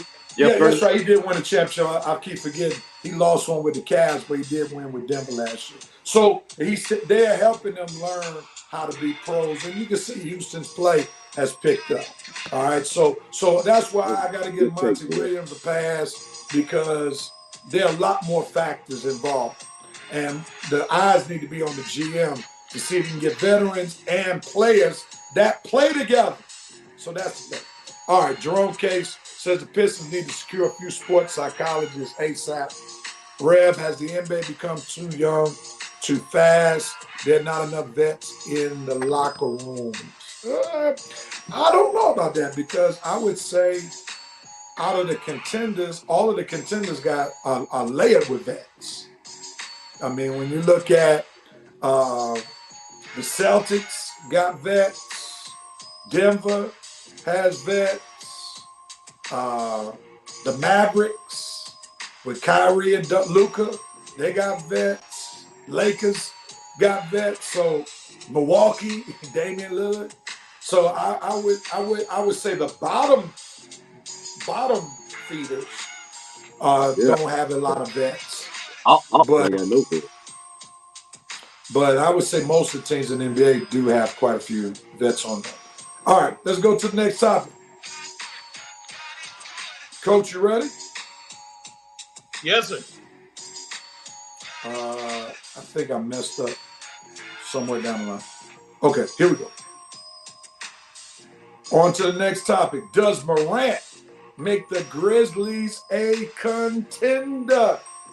Or I'll even add, even with Morant, are they a contender or a pretender? What you got, Coach? They're a pretender, because I don't think they can make a full comeback from this start of the season. Now, Jay Morant does make them better now, and he's shown that by the way he come out. But I think the streak's gonna be short-lived, and they're gonna win some games. They're gonna make some roads, but the playoffs this year, if they get in the play-in game, it'll be a miracle. Armani, what you got? They'll be a pretender. I mean, the Grizzlies are still missing a few pieces. Don't get me wrong, Morant is a good player. He's a solid piece to build around, but their ceiling is second round of the playoffs, and that's it. That's it. I mean, they're not gonna go anywhere after after that. They don't have enough superstarism, as I would say. Superstarism. All right. Red, go with it. What you got? Probably more pretender this season. because I think Morant missed too many games and they're probably so far back. I mean, presently they're 10-21, so they would have to go on an amazing run, a huge winning streak just to get back even. But I'm gonna say there'll be a pretending contender. They'll keep fans excited throughout the course of the remainder of the season. But I just don't think with the start that they had and being so far back, they'll come up just short of the playoffs. They might give a small threat to the play-in because we still got a long season. But as far as being one of the top 6 teams in the West, you pretending on that. You forget that. They're not contending up there this season. But we'll see what happens. Maybe they can sneak in the back door to play in because Morant does make them light years better than they were playing before. So he makes them better. Championship contender? No. All right. Alexis Hill said they are a playoff team at least. Now, listen to this, gentlemen. Maybe this might change your minds because all y'all said they are pretenders, and a lot of it was because of them being so many games behind. They're only 5 games away from the 10th spot being in the play-in game with 51 games to go. Does that change your mind? Yeah, I said that they'll get close. They'll probably make the play-in. I just don't see them being a championship contender in the West when it's all said and done. They'll probably make the play-in because we got so many games left. So are you saying their roster? They'll make the playoffs. They'll probably make the playoffs, but they're not going. That's it. So Armani's saying they're a pretender because they just don't have a roster to compete for a championship. Are you saying that, Red? No, I'm just saying there's not enough time to get back in. But if they get in the play-in, they get in the play-in. We just saw the Lakers get in the play-in last year, and they went to the Western Conference Finals. I don't think they're that good right now. They like I said, they missing a few. They got rid of Brooks. They didn't bring Brooks back. So you missing a few pieces that will probably help you when you get in the playoffs. Like I say, they'll get that play-in a run for it. I just don't think they got all of the pieces needed to make a full championship run as they was. And Rev, you're agreeing with mine. You're agreeing with mine. Rev, let's also forget Morant ain't no LeBron, regular season LeBron and playoff LeBron. 2 totally different players. All right. Good topic. Good conversation, gentlemen. Let's move on to football. And I think, Red, you're up. Has Baker Mayfield found a home in Tampa Bay? This is an important topic for you. Hey, Red, is there any way you can shift over a little bit? So your face won't. There you go. So you won't get blocked off by the 5-5 for the folks for the ladies want to speak. The ladies need to see the front. They've been texting. Thank you. You're right. Gotta present my features to everybody. Sorry, ladies. You can't rob the ladies. Come on, Red. Come on, man. Go with it, man. Has Baker Mayfield found the right team? Go, Red. Go. For my Falcons' sake, I sincerely hope not, because if he have, that means the Falcons are gonna have to worry about the Bucs for at least the next 2 or 3 seasons. You got to give Baker credit though; he's a resilient guy. I mean, the guy's been pushed out of Cleveland, pushed out of Carolina, even pushed out of the Rams for the half a season he was with them last season. And he still finds his way to get back on the NFL team and play some good football.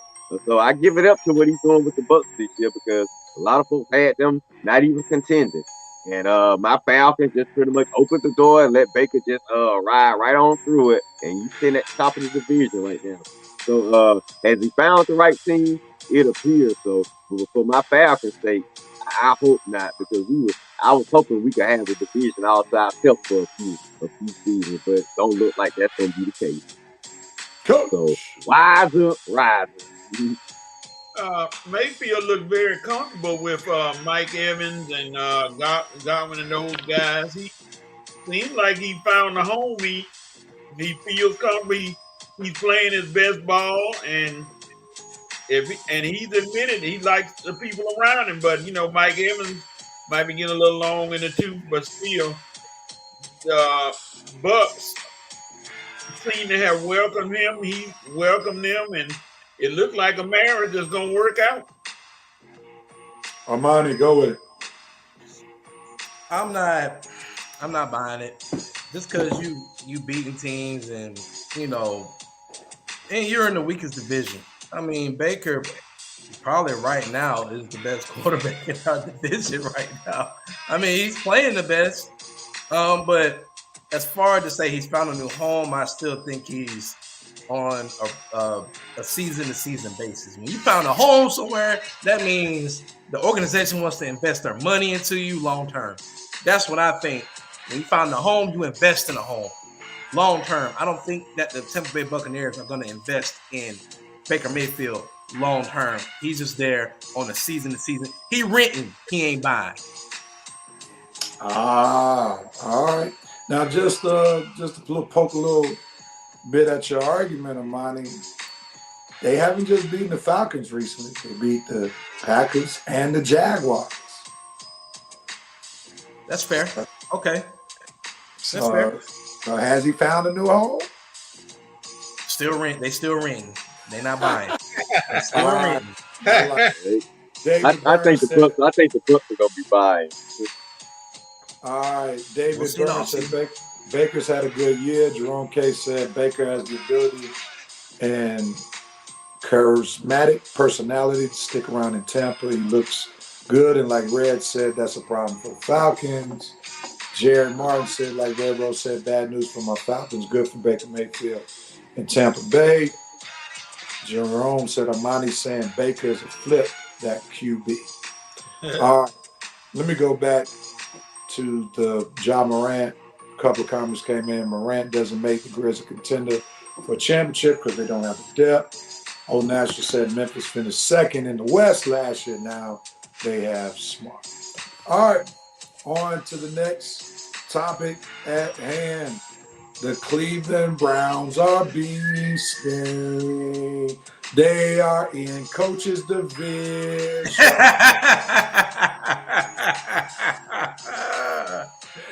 All right, Coach, what you got to say about Cleveland Browns being led at this point by not Joe Flacco, but put some respect on Joe Flacco's name? What you got, Coach? You can't argue with the success that Joe is having.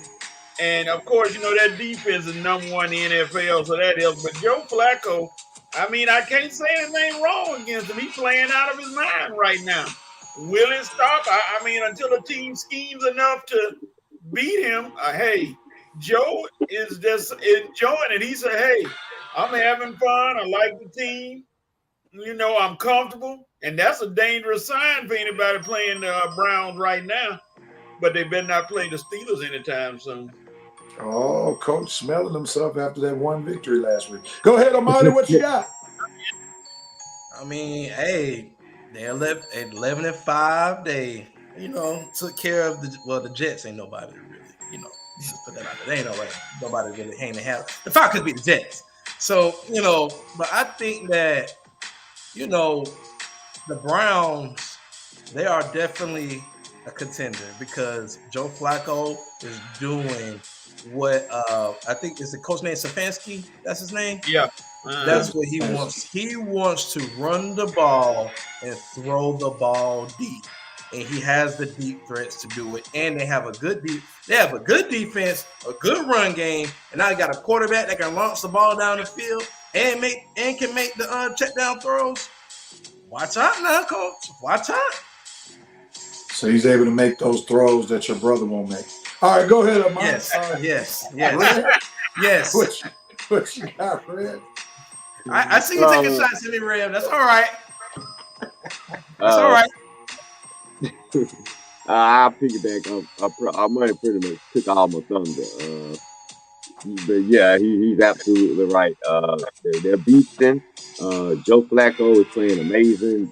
The fact that he was on his couch a few weeks ago and what he's doing right now is just amazing. The Browns have defense. The Browns have a running game. And more importantly, this is the most important factor. The Browns have a coach who can scheme for his offense, a coach who can scheme for different quarterbacks. Four different quarterbacks have won games for the Browns this year. Kevin Stefanski, you are definitely one of the coach of the year candidates. You are what we thought we had in Arthur Smith, somebody who could scheme for the players that he brings in. No, Arthur Smith just bring in players, but he can't scheme for them. Kevin Stefanski, you are the man for what you're doing in Cleveland this season. Now, please raise your hand if you thought Arthur Smith was going to be like Kevin Stefanski when he was hired. Please raise your hand. All right. So, Red, you got to strike that out the comment. Nobody thought he was going to be Kevin Stefanski. You know what I'm saying? What he's doing for his team is what I'm sure Falcons fans wish Arthur Smith was doing for his team. All right, there we go. Wish. I can go along with that. Yeah, yeah, sure. That's what I meant. Yeah, we didn't expect it, but we wish that we had a coach that could do that. There you go. Yeah. All right. Jerome Cash said Joe is playing loose and free. He's out there smiling and laughing like the Joker. That's a problem, especially for someone with a serial killer style poker face. Okay. Jerry Martin said, way to go, Joe Flacco. He's showing what a veteran can do. I like to see the Browns make some noise in the playoffs, even though I'm an Atlanta Falcons fan. Boom. You mean Arthur Stiff? Laugh out loud, James Holloway. Yeah, that's what I meant, James. Joe Flacco has proven that you can't give up on a veteran QB of his caliber. I think. Hold on. Let me go back to Jerry. Jerry, dude, you don't have to explain yourself when you cheer for another team. Okay, you like what the Browns doing. You don't have to tell everybody, oh, I'm a Falcons fan, but I don't mind what the Browns. We know you're a Falcons fan. It's okay to give other teams respect and credit and props being a Falcons fan. We don't think you any less a Falcons fan, Jerry. What is wrong with these nervous Falcons fans? They so scared to talk about any other team. It's okay. You can be a Falcons fan and talk about other teams. Give other teams credit. Come on now. Who you guys are worried about? Ain't nobody gonna kick you out of Falcons Nation because you talking about another team. Relax. That's the only way you can stay sane as a Falcon fan, talking about other people's successes. That's what I'm saying. Shoot, you just stick on the Falcons, you mess around, have an aneurysm or a stroke. Right. I would have stopped watching the NFL if I had think about the somebody actually did one Sunday. Actually, that's crazy. Anyway, God bless. All right, man. I'm gonna hear what y'all got to say. I'm gonna go last. Are the Chiefs falling apart? I think we start with who went last time? Red, did you go last? Yep. All right, so then Armani, we start with you. Go. Are the Chiefs falling apart? Revs old Chiefs, huh? All right. But nah, they're not. I'll say this. This goes to prove in today's day and age in football, you have to have at least one guy to throw to. At least one consistent receiver that can get he don't even have to be a superstar. Get you somebody that can catch the ball consistently, because they have Travis Kelce, fine, and he's doing an okay job. But you have to have somebody on the outside that can either stop and get the intermediate throw or go over the top. So it's not falling apart. They'll figure it out. They got Patrick Mahomes and Andy Reid. They'll be just fine. They'll be just fine. Ray, what you got? I agree with Armani. Are they falling apart? Look, they're going through it right now. And we've seen teams have these moments before. The Chiefs, to me, they're okay. They're going through it right now, but they, like Armani said, they'll be fine. They're still having a winning season. They're still gonna make the playoffs. Okay, so what? They don't have home field advantage. Okay, because Mahomes is so used to home field advantage, so they have to go to the playoffs without home field advantage for one. Big deal. It don't mean that everything is coming apart. They got some receiver issues. If they don't figure them out this season, guess what? it'll be all the receivers who want the job will be lining up at the door for KC next season. So this is a small issue. It's not the end of the world. The Chiefs will figure it out because you got 15. Coach. Hey, Rev. No. Put it back on the full screen. Because I want you to hear what I got to say. Your boy think he's slick, don't he? Patrick Mahomes. He think he's slick. Oh, we got problems. Oh, I'm fussing. They setting people up. They going to come into the playoffs and start going crazy. Guess what? They think he's slick with his State Farm head and shoulders. I ain't falling for it. Me neither. I ain't They falling for it. got one thing that is showing. No Eric Bieniemy. It's showing. A little bit. It's showing. Yeah, they don't have no discipline. That's why they're missing some of that discipline on the sideline. Yeah, I agree with that. But yeah, I don't think y'all just completely trust me. I have seen worse. Real. I have seen worse teams. I remember the year the Colts won the Super Bowl. They were struggling all year long. They couldn't stop the run. Their defense was atrocious. As soon as the playoffs started, man, you couldn't run a lick on the Colts. They had the best. I'm talking about every team tried to run on them. Got stuck. I mean, and all the way up until they played the Bears in the Super Bowl and won it. So don't give me are we worried about Chiefs? I have seen teams go through it in the regular season, and when the playoffs start, it's like nothing ever happened. So we'll see if that's the case for the Chiefs this year. But look, when you got a player like Pat Mahomes, look, Sky Moore and Tony and Taylor Swift boyfriend and all them guys, yeah, they going through it now. Yeah, Pat Mahomes cussing out the offensive line on the sideline. Yeah, Tony hide his face. And guess what? When the playoffs start, I bet Vegas had them numbers exactly right. All right, Aaron Parker said Chiefs need reliable receivers. Jerry Martin said the Chiefs will not make the Super Bowl. They will be in the playoffs. I think that's pretty certain they're going to be in the playoffs. The Dixon Way said Eric B. from New Atlanta Falcons said, Coach, please, time for the Chiefs to hang it up. David Burns.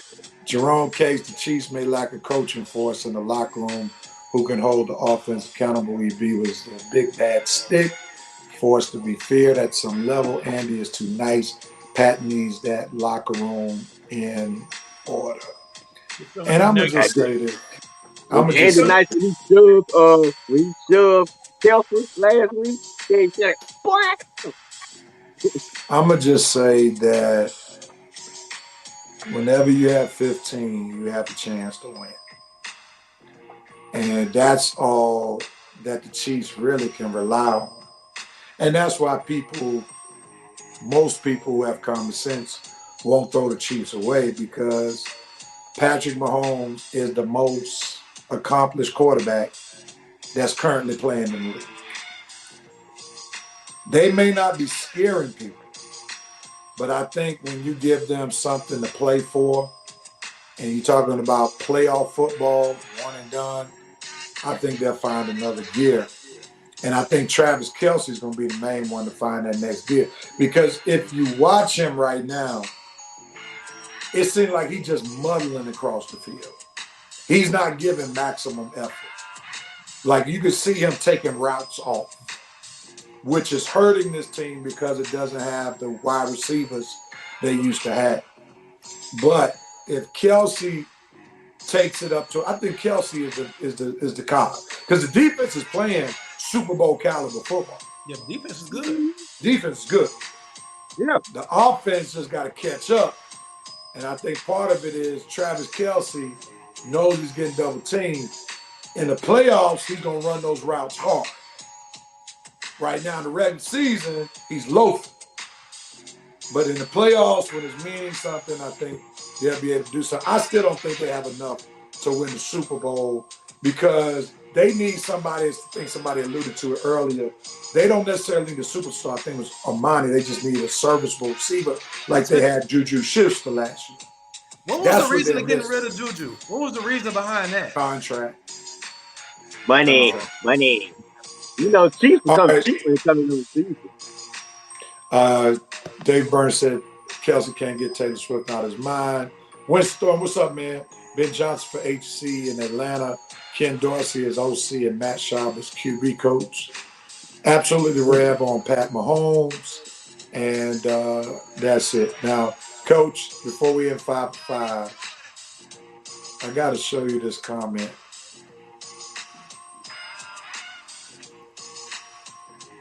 It was, I'm going to let you get them. Oh, where is it? Oh, it's no, I can't get to it. But Jerome Case has something to say about your screen. About my screen? Yeah, because it looks a little foggy. He said, is that chicken grease on Coach's screen?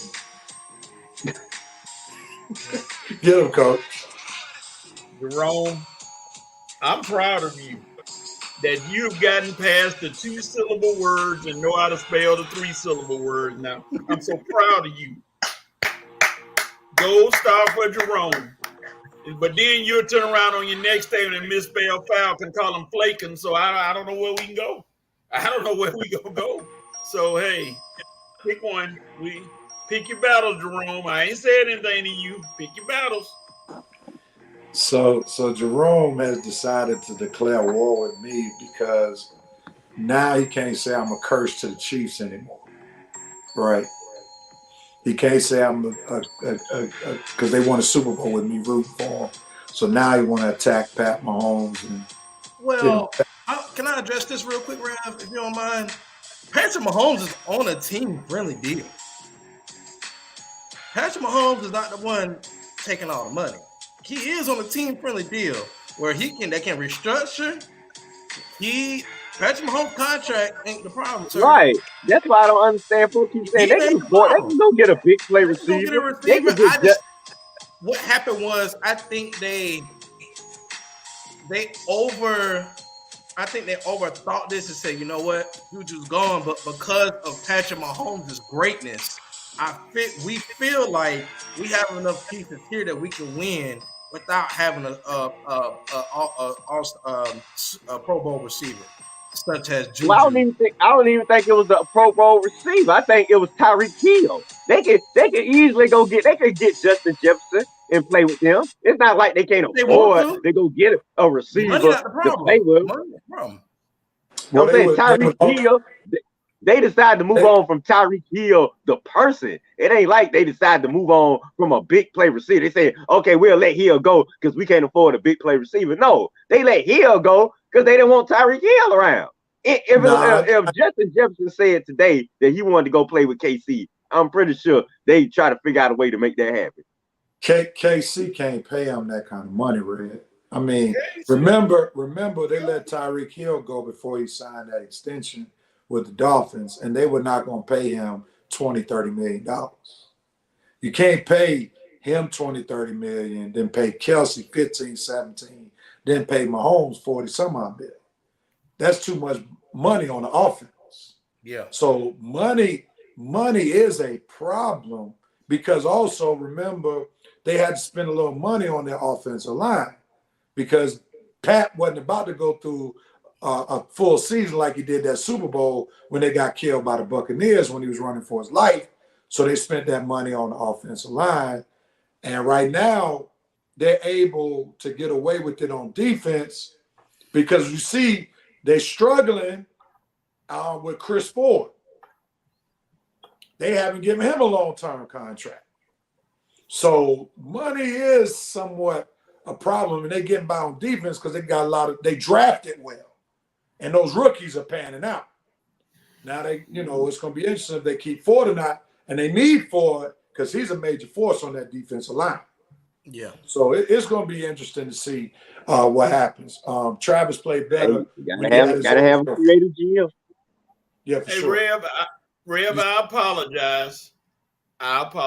Go back to that comment above that, please. I know it. He said, does Coach have a 1991 glamour shot filter on his camera, or is that chicken? Look at glamour. God, dog. I gave you too much credit, dog. I thought you were spelling the words right now. I gave you too much credit. Jerome, how are you talking trash but can't spell, man? You at least need to get the words spelled right if you're going to talk trash. All I right, done told him Winston. before, Rev. I'm sorry, I done told him before. You know, when you ministers go to the pulpit, you have your Bible and your notes and everything. He has his Bible and his thesaurus. I don't know why he don't understand that. I thought he had his coloring book up there. But Oh, not the color, but Winston Thorpe said they let Hill go because they didn't know how Mahomes' contract was going to pan out. Hill said still had years on his contract. When he was traded, they should have did Mahomes' contract earlier, and Hill would still be in KC. Jerome said, Red, you are with me. You kept it real about the money. Vincent Woodruff had Jerome Case in mind, spelling glamour for him. The Dixon way Ridley will be on KC next season. The Jags don't re-sign. That'll be interesting. That now if they get somebody like a Ridley, that's a huge come up. Rev, they go go ahead. I blame Jerome Case's case on the Revenant Nation. That's right. We got a great after school program. Lord have mercy. Go ahead, Red. Finish up the last comment. No, I was saying, I think Chiefs are gonna have an all-out hiring sale for wide receivers. Anybody that want to make some money, if you can catch that ball, Chiefs gonna give you a chance. So any receiver that's trying to play with Pat Mahomes gonna get a chance to come over there because they are. Trust me, they're gonna fix this receiver problem. I promise. Oh yeah. And in the You all meantime, saw how fast they fixed the O-line problem after the Super Bowl. So when Pat speaks, people listen for sure. Yeah, exactly. That's what I'm saying. The VP is blaming Jerome Spelling on Kelly Nicole getting her nails hair done. Kelly, you need it here. We need you here, Kelly. Come on back, because Jerome needs your wise teachings. All right, man. Let's get to these NFL picks. I'm a Jerome laughing. That's good, man. All in good fun. Armani, I'm glad you're back. You cost me first place this week because you weren't in place. Because I feed off your picking energy. Coach is back in first place. That's right. That's right. Wait a minute, who's in last place? Because I'm trying to get out of paying for this Longhorn. Well, you keep on moving, don't stop, and Armani might help you pay. Here we are with the pick. Yeah, baby. Coach got me by one game. This some bull. Red about to catch Armani. Red had the best week last week, 6-2. Now he's 10 games behind Coach. Armani is 8 games behind Coach. I'm 1 game behind Coach. So that's where we are. I already know where I'm going to get 1 game back this week. So I'm already looking forward to it. Already, Rev, you went against it last week. And all y'all won the I'm glad I did cash out you that money, man, because you would have had to send it right back to me. Because I may not even finish the last place, man. You were right to tell me to hold off of sending you that money. Well, Armani must because I must admit, I'm hoping Armani loses because he does well with Cash App. Yeah. Oh Lord. Yeah. I do like to make sure that my co-hosts eat. Armani's a very generous loser. So come on, Red, catch him, pass him, Red.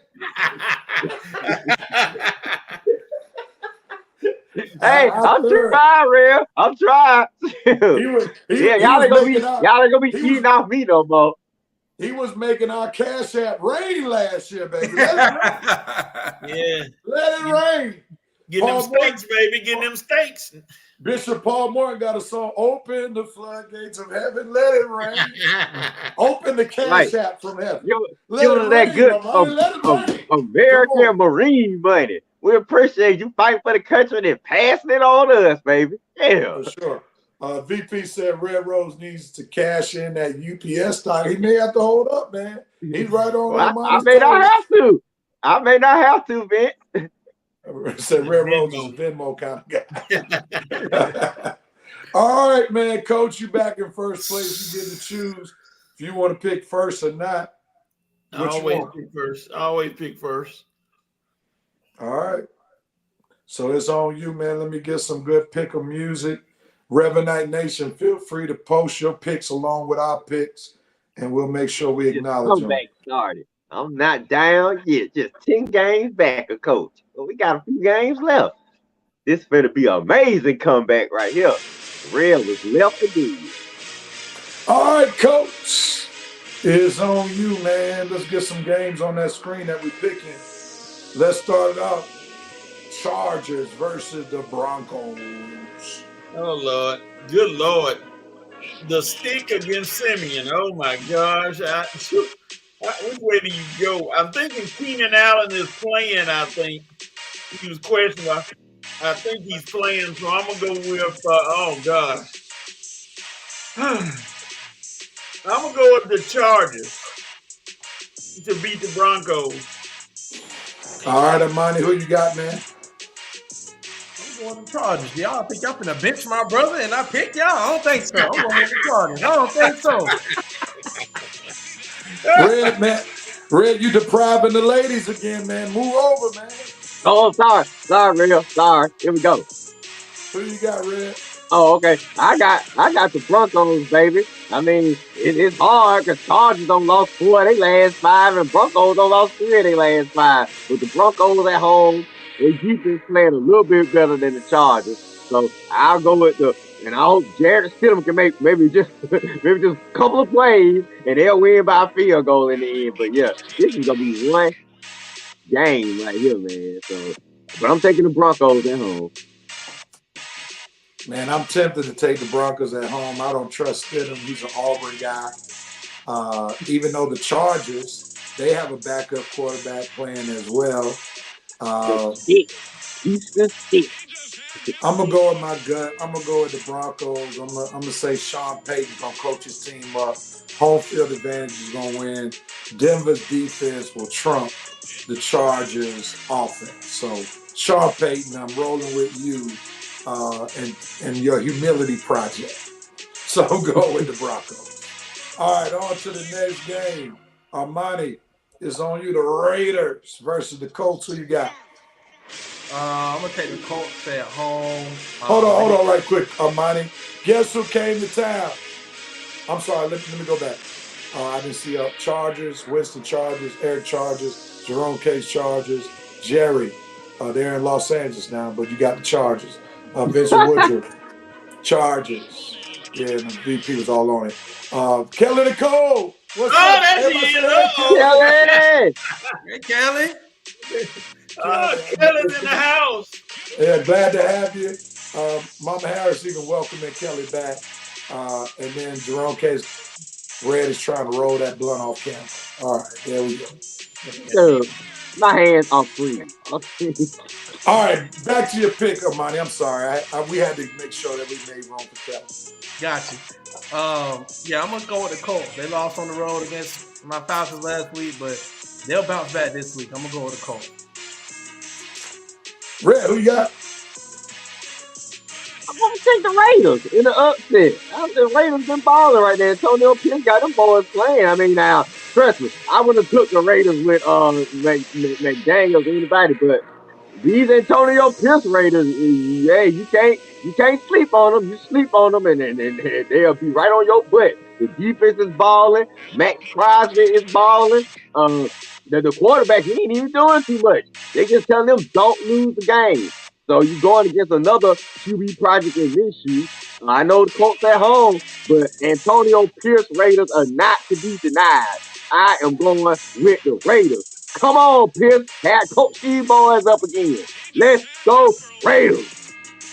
Yeah, after what I saw the Raiders do to my boy Mahomes and the Chiefs on the road, going to Indianapolis ain't going to be no thing.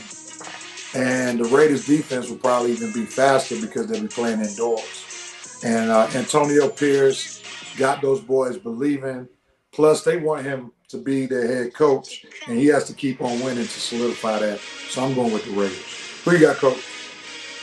Well, I'm admitting myself since this time. Raiders. They got to beat the coach. I need them to beat the coach real bad. Even though y'all know my boy Mitchell is playing with the coach, I can't have him win this week. I'm going with the Raiders. And Antonio Pierce and Kevin Stefanski, that's a nice little coach of the year battle. All right, Winston Thornton got the Raiders. Jerry got the coach. Eric Parker, coach. Jerome Case, the Raiders. The VP, Raiders. Lexus Hill, Chargers. Dana Johnson, Senior, Raiders. All right, Dixon Way, we need you to choose which one. You can't choose both of the teams. You got Raiders and Chargers. Come on, man. You can't pick them both now. You can choose the Raiders and the Chargers. My bad. He's going with the Chargers from the previous game. My bad. And he's going with the Raiders on this game. Okay, you threw me off. He was just catching up. Gotcha. My bad, Dixon Way. And Alexis Hill going with the coach. Red, it's on you. Next game. Packers versus the Vikings. Who you got, brother? Well, yeah. You know, y'all know who I got. I got to go with the love doctor to help the Falcons out. So the Vikings need a loss, and they take it this week. Love doctor over the Vikings. Even at the Vikings at home, their quarterback play has been sucking. The rocket science had them believing for a while. Then you got sorrow, Nick Mullins out there. He ain't having to believe in nothing. So it's gonna be the love doctor against the Vikings. Come on, Green Bay. Oh man, this is a tough one. And Red is going with the love doctor. That's Monday Night Football. Minnesota's at home. Woo. I gotta be. Oh my goodness. I don't want to jump out on a limb on this one. Real, just look at who the quarterbacks are. Yeah, they just benched Mullins, didn't they? The Vikings. Yeah, I'm gonna go with Jordan Love. He's a better QB, and the Packers seem to be a little bit more established than the Vikings are right now. So I'm going with the Packers. Who you got, Coach? The Vikings keep playing musical chairs with their quarterbacks. I don't know who they're gonna have out there, but Love will be there. So I'm gonna go Packers. Coach is going with the Packers. Armani, who you got? I'm gonna go with the Packers. All right, so we got Eric Parker with the Packers, Dana Johnson Jr. Packers, the VP Vikings. He knows something we don't know. Jerry Martin going with the Packers. Winston Thornton, Packers with the upset. Don't know if it's going to be an upset since they have the same record. Jerome Case, the Public City team, the Packers. And I can tell you trade. All right, on to the next game, brethren. And we got, Saints versus the Bucks. Oh, shit. I got to hear these picks. It's on me, man. I'm tired of picking against Baker Mayfield. Baker Mayfield has cost me 2 or 3 games picking against them. I definitely like the Bucks' rhythm right now. They got a little swag to them. They punished the Jaguars last week. They went into the Mercedes-Benz Stadium, beat the Falcons. So they got a good rhythm. So I'm going to go with the Bucks right now to keep it going, even though a Bucks loss will help the Falcons. So I don't want them to go to the playoffs because I want Arthur Smith gone. So that's why I want the Bucks to win even more. Go ahead, Coach. It's gonna be the Bucks. The Saints can't keep driving that used car to anywhere, so it's gonna be the Bucks. Armani.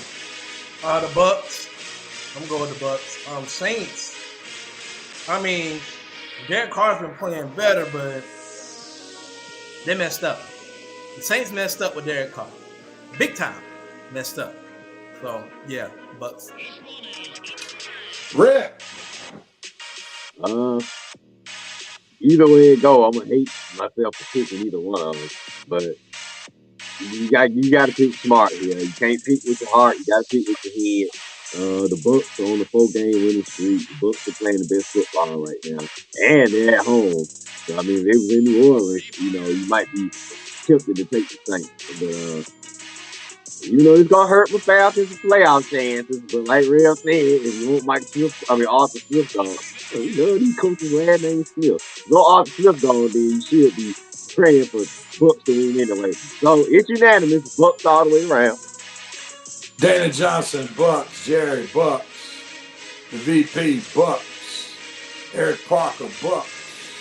Dixon Way catching up, got the Packers from last game.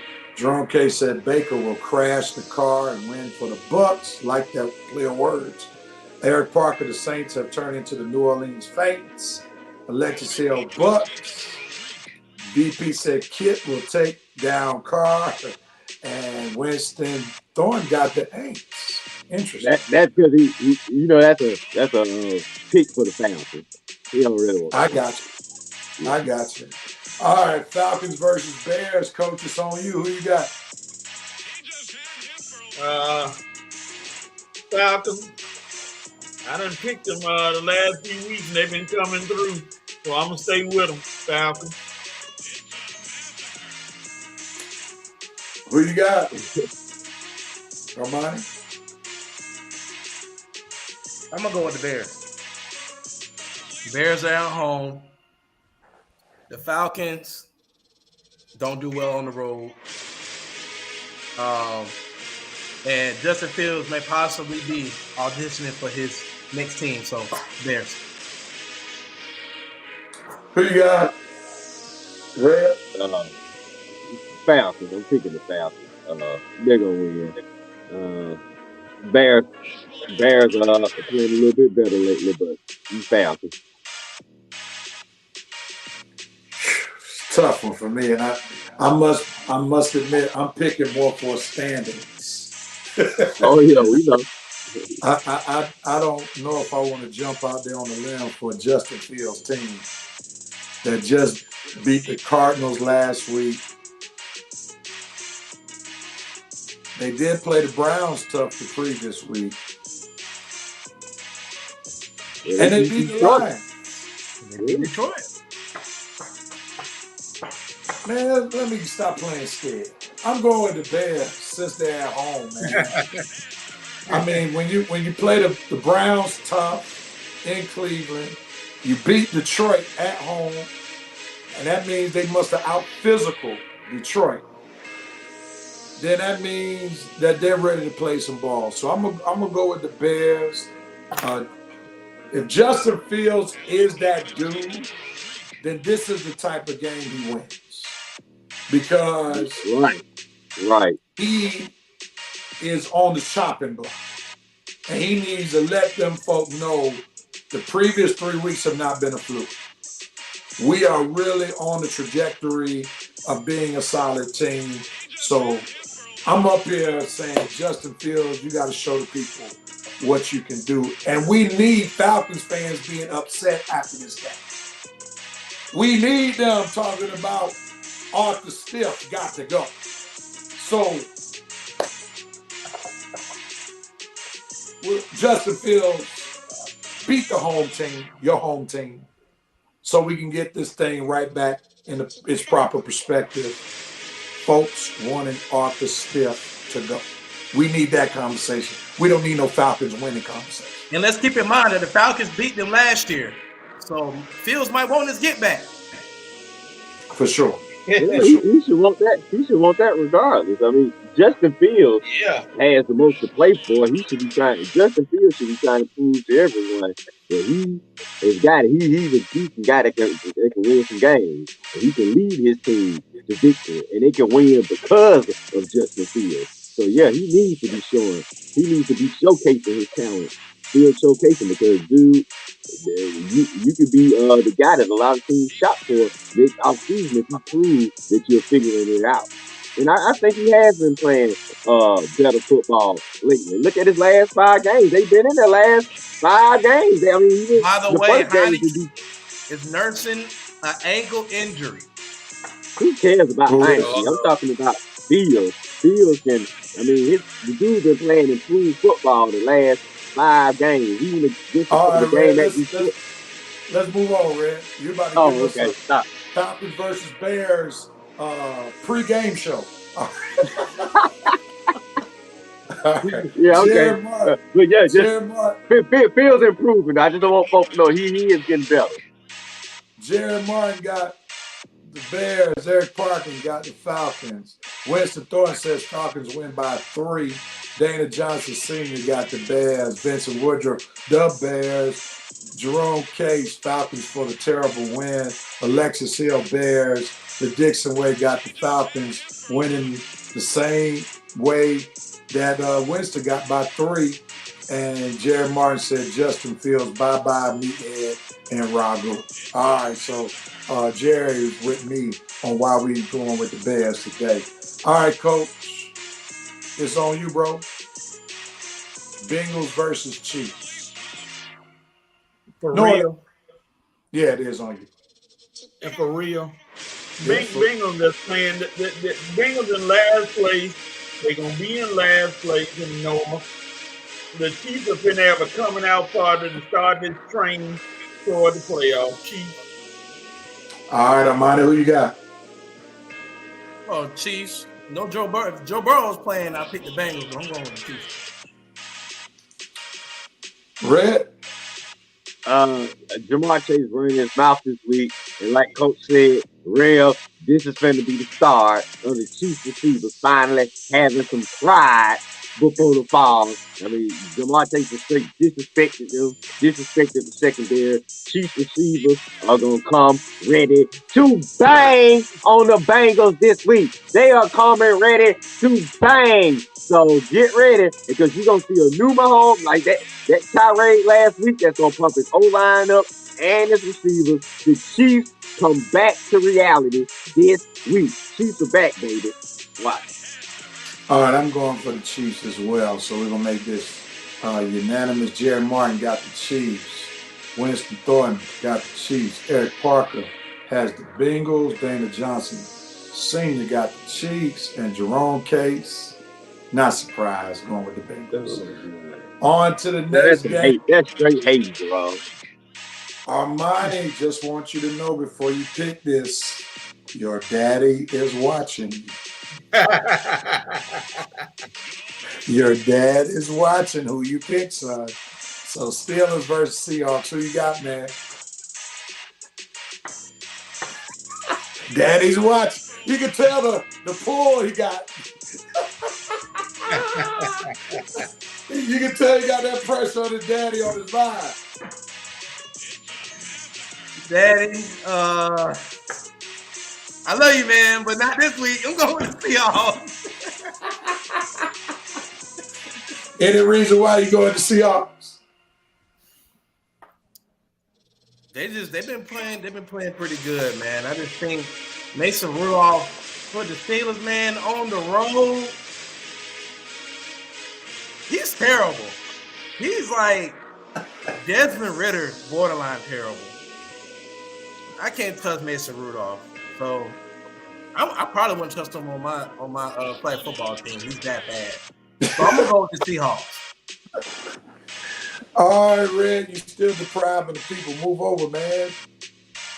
If you want to hide behind the pick, the other way. Okay. Who you want? I'm picking the Steelers. I need the Steelers to win this game. So Rudolph, I need to be Christmas again for you, man. I need you to go up to that 12th man and get another win. He came out and dropped 34 last week on the Bengals, and the Bengals defensive have been playing pretty good. So come on now, Seattle ain't no powerhouse. Pittsburgh still got something to play for. So Coach, I need you to pump this team up of yours and go up to Seattle and get a win. You can do it. Come on, Steelers. What's up? Don't you want to win? Don't you want to beat Seattle? Don't you still got something to play for? Just win this week. And I'll tell you why I want you to later. Just win. Sign me up for the Seahawks with this game. The 12th man matters. You know, that was aberration last week what Mason Rudolph did against the Bengals. You know, all the talk, Mike Tomlin getting beat. So, you know, they stepped it up against a backup quarterback. Geno will be under center. The 12th man will be hooping and hollering. Mason Rudolph is going to come back to earth, man. So, give me the Seahawks. Coach, give us, within 1 minute, because you might tell us who the backups are and everything with this game. Within 1 minute, why the Steelers going to win? DK Metcalf is dealing with a back injury, back problem. He's questionable for the game. Geno Smith, he saw Aaron Donald. He gonna see J.J. Watt or Highsmith. He gonna scream some more. He'll be running for like Kenneth Walker, running back, questionable. A lot of injuries coming out of Seattle, but I think the Steelers see what's in front of them, and they know they had to win. So, all right, on to the next one. It's on you, Red. 2 biggest games this week coming up. The Lions versus the Cowboys. I don't want to pick this one. Who you got, Red? Man. Oh, I'm sorry. I didn't go to Revenite Nation in their picks. My bad. Revenite Nation, please forgive me. There we go. Jerry got the Steelers. VP got the Steelers. Danny Johnson, who is a Steelers fan, going with the Seahawks. Winston Thornton, Steelers. Dixon Way catching up with Chiefs. He's going with the Seahawks in this one. Jerome Case with the Steelers. Alexis Hill, Seahawks. Jerry got a beat on the next game. All right, Red, who you got, man? Lions versus Cowboys. Oh, okay. Dallas at home. The Lions been playing pretty good lately. This gonna be a good game. I'm gonna ride with the Lions. Look, Dallas, you have had chances to prove to what you was gonna do. I gave you a chance against the Dolphins. I've given you plenty of chances, and you keep screwing me. You screwed me against Buffalo. You screwed me against Miami. Now you want me to trust you against the Lions just because you at home? Yeah, the Cowboys play well at home. Well, when you been playing a lot of scrubs at home, now you got the Lions coming up in there, and you've been losing the last 2 weeks. So hey, what's another week to go? 3 straight weeks of losses is coming for the Cowboys, and Skip is going to go crazy because the Cowgirls are going down tonight. I'm sorry, Maceo, but I don't give your boys chance after chance, and they keep letting me down on the road. Well, now you think you better come on, we better start slurping you again? No. Detroit, they been playing consistent. They finna get your Cowboys tonight and show the world that Detroit is the number 2 team in the NFC behind San Fran. Not your Cowgirls, Maceo. So you about to get a nice reality check tonight. You and Woodyard and all you Cowgirl fans. So I hope y'all gonna be watching. Detroit wins. Detroit football.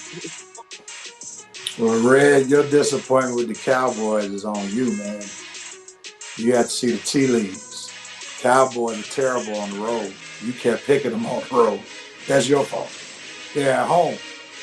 They're a different animal at home. That's the Philadelphia Eagles. So I'm going to go with the Cowboys at home to beat the Lions because they do what they do at home and not on the road. Plus, they need to make sure that they at least stay in the hunt for potentially winning the NFC East. They lose this game, the Eagles win the conference. So this is a must-win for the Cowboys. Who you got, Coach? If this was the playoffs, I'd say Lions, but since it's not, it's the regular season, and the Cowboys at home, one of the best regular season teams in the NFL, I'm going to go with the Cowboys. Armani. I'm going to go with the Cowboys. They at home at Jerry World. They'll win this one. All right. On to what Revenite Nation. Jerry got Detroit. Jerome Case, Lions over the Longhorns. Winston Thornton, Lions. Run game going to go crazy. VP said them girls got the Cowboys. Nando got the Lions. Dan Johnson Jr. got the Jerry Jones. Snowway said the Cowboys. All right, last game on the docket, gentlemen. And it's on me. Dolphins versus the Ravens. This game is in Baltimore.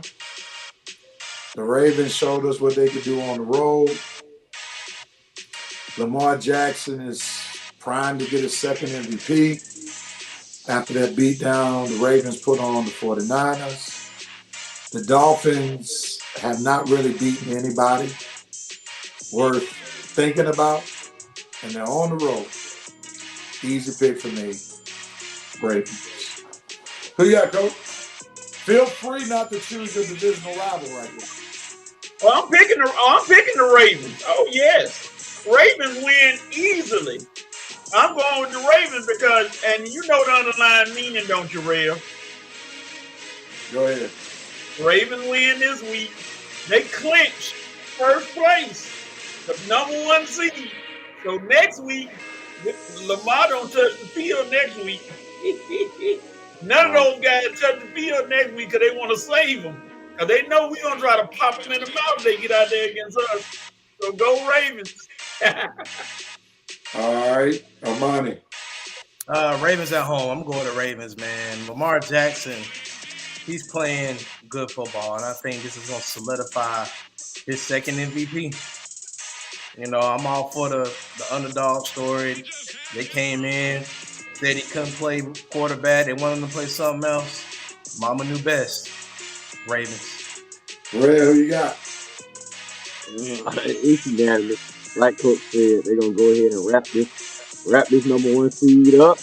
And next week, it's gonna be a preseason game for the Ravens. Like Coach said, they are not going to put them guys out there against the Steelers when they got everything wrapped up and get nobody hurt. So they're gonna go ahead and finish it up this week. Rest some guys next week against the Steelers and get the Steelers a chance to sneak in. You know, that's gonna be that. Baltimore wins, baby. Baltimore clinches #1 seed in the AFC, and everybody gonna have to go on the road to the Wire Town if you want to go to the Super Bowl. Avon and Stringer Bell will be waiting. All right, let me get through these picks. Winston got the Ravens. Jerome got Lamar and the boys. VP got the Ravens. What we about to say, Armani? I said I love Tua, but how many picks he gonna throw? 2 on. All right, that concludes the picks for the NFL this week. We're going to have some movement. We'll see who's in first place. Coach could possibly be in first place comfortably, or he may be some games behind. Maybe even be tied. Who knows? With that being said, let's get ready to end this show. The Dixon Way got the Ravens. All right. Appreciate you, Lance. That's the Dixon Way, Lance. All right. Well, gentlemen, y'all know how we conclude this thing. Who has the right to do what, when, where, and how? You have the right segment of the show. Who wants at it first? Okay, I'll jump right in it. Lakers, you got the right. If you're gonna make some trades, to go ahead and do them and get them done with, so we can stop having all these players who hearing their names in the trade deadline having these inconsistent performances. Okay, we are trying to win the championship, so we need consistency every night. I'm talking to you, D-Lo, and all the other guys who hearing their name in trade consistent. Now you did good against the oh Lord, did I freeze up? Well, you did good last week against the Charlotte Hornets, but now I need you to do good against these winning teams. Stop with the BS. Oh, I hope y'all can still hear me. But anyway, we got you straight. Okay, but that's it. Lakers, you have the right to make a move. You're gonna make a move so we can go ahead and focus on winning this chip. Done. All righty. Who wants next? Who has the right to do what, when, where, how? I'll go. Arch Manning, you have the right to reserve your time to play. Well, I hope you play in this year's bowl. because I hope Quinn Ewers has a terrible game and you get to show the special gifts that everybody talks about you have in a losing effort against Washington. I want to see you this year, Archman, and make sure you get out there and play some good football, sir. All righty, Armani, who has the right to – I'm sorry. Who has the right to do what, when, where, and how, Armani? Hey, man. Bama, you know what it is. Championship or nothing. This is it right here. All season. You know what they've been saying. Finish. Let's go ahead and get this W so we can finish. All right, short and sweet. And I'm going to go back to basketball. Atlanta Hawks, you have the right to identify the real problem. The real problem is that little short fella that take 50-footers all the time who plays no defense. So you have the right to put Trae Young on the trade block. Get all the value that you can for him and surround the team with guys who you get from that trade around DeJounte Murray, who could go back to being the DeJounte Murray in San Antonio because he doesn't have to share the ball with the little short guy. God, real? And then build the team around Jalen Johnson. And Okay. while you're building, find a new home for Clint Capella, who still can't score beyond catching an alley-oop or a putback in 5 years. Then we might be able to make some noise. I'm done. I mean, well, I said Trey was gonna make the man. So, Rev, you want to build around DJ and Jalen? Yes, because they can play defense. They have good size. Trae Young is a liability. Trae Young. Anytime you got to rely on a 5'10" guy shooting 50-footers in crunch time, that's not high-level basketball. I understand. It takes too much energy for him to get off a shot. And when he gets tired, he settles for these half-court shots, which are not good shots during crunch time. And then in the playoffs, on defense, they're going to expose him. Right. And I think instead of doing all the shooting when it gets tight, he should adapt more of a Chris Paul mindset. Try to get more folks involved in the offense. Because, like you say, you can't play defense. You be better off getting as many teammates involved. So if they touching the ball, they'll be more active on the defensive side. Because you're right, on defense, it's literally 4-on-5. Whoever Trey's guarding is gonna have a field day. Yeah, I mean, they know how to. Where are we trading Trey to? Who are you trading Trey to? Where? And I mean, they play that out on NBA 2K. I mean, they literally play it out on NBA 2K. I can't wait to play the team that Trae Young is on the computer on NBA 2K, because whoever he's guarding, that's who I'm exploiting him. I mean, I can't lie, real. Yeah, I be playing with the Hawks sometime, and man, whoever Trey guard, they just be going past me. I be like, man, like Trey, play. I be yelling at my own PlayStation. Trey, play some defense, man. Damn, I got everybody covered, and next thing I know, somebody don't backdoor me, and it's usually Trey Young, man. I mean, I won't say he's a cancer. He's putting up numbers. Nobody not a cancer. But the Hawks are not going to win a championship with Trae Young being the main player. That's the biggest issue. Can he play? Yes. Can he score? Yes. Does he give you all the sizzle and dazzle? Yes. But that does not put wins on the board. That does not win championships. And I think they have a better chance to win bigger with DeJounte Murray at point guard if he can get the ball and be the primary ball handler, because he can't be himself because he's trying to fit in with Trae, because he knows right now Trae has the upper hand because Trae has been vested in Atlanta more. So he has to play second fiddle. So you'll see him acquiesce to Trey, give Trey the ball when he would be more aggressive, not having to worry about passing the ball to Trey. He could just do his thing. Rev, how you think, Coach, let me ask Rev this right quick. How you think DeJounte fits on the Lakers? He would be great. Because LeBron would play second fiddle to him off the ball. Mm-hmm. Because he trusts DeJounte Murray more than he trusts Russell. And what he knows is Russell going to give them DeJounte going to give him much more energy on the defensive end than Russell will. And then Russell DeJounte knows how to find the hot man. So he's not going to take ill-advised shots like Russell and then not play defense. Now, the problem with the Lakers is who you giving up. That's the big problem. Russell, or maybe Hachi. Okay. Imagine Trae Young and D'Angelo Russell on the same court.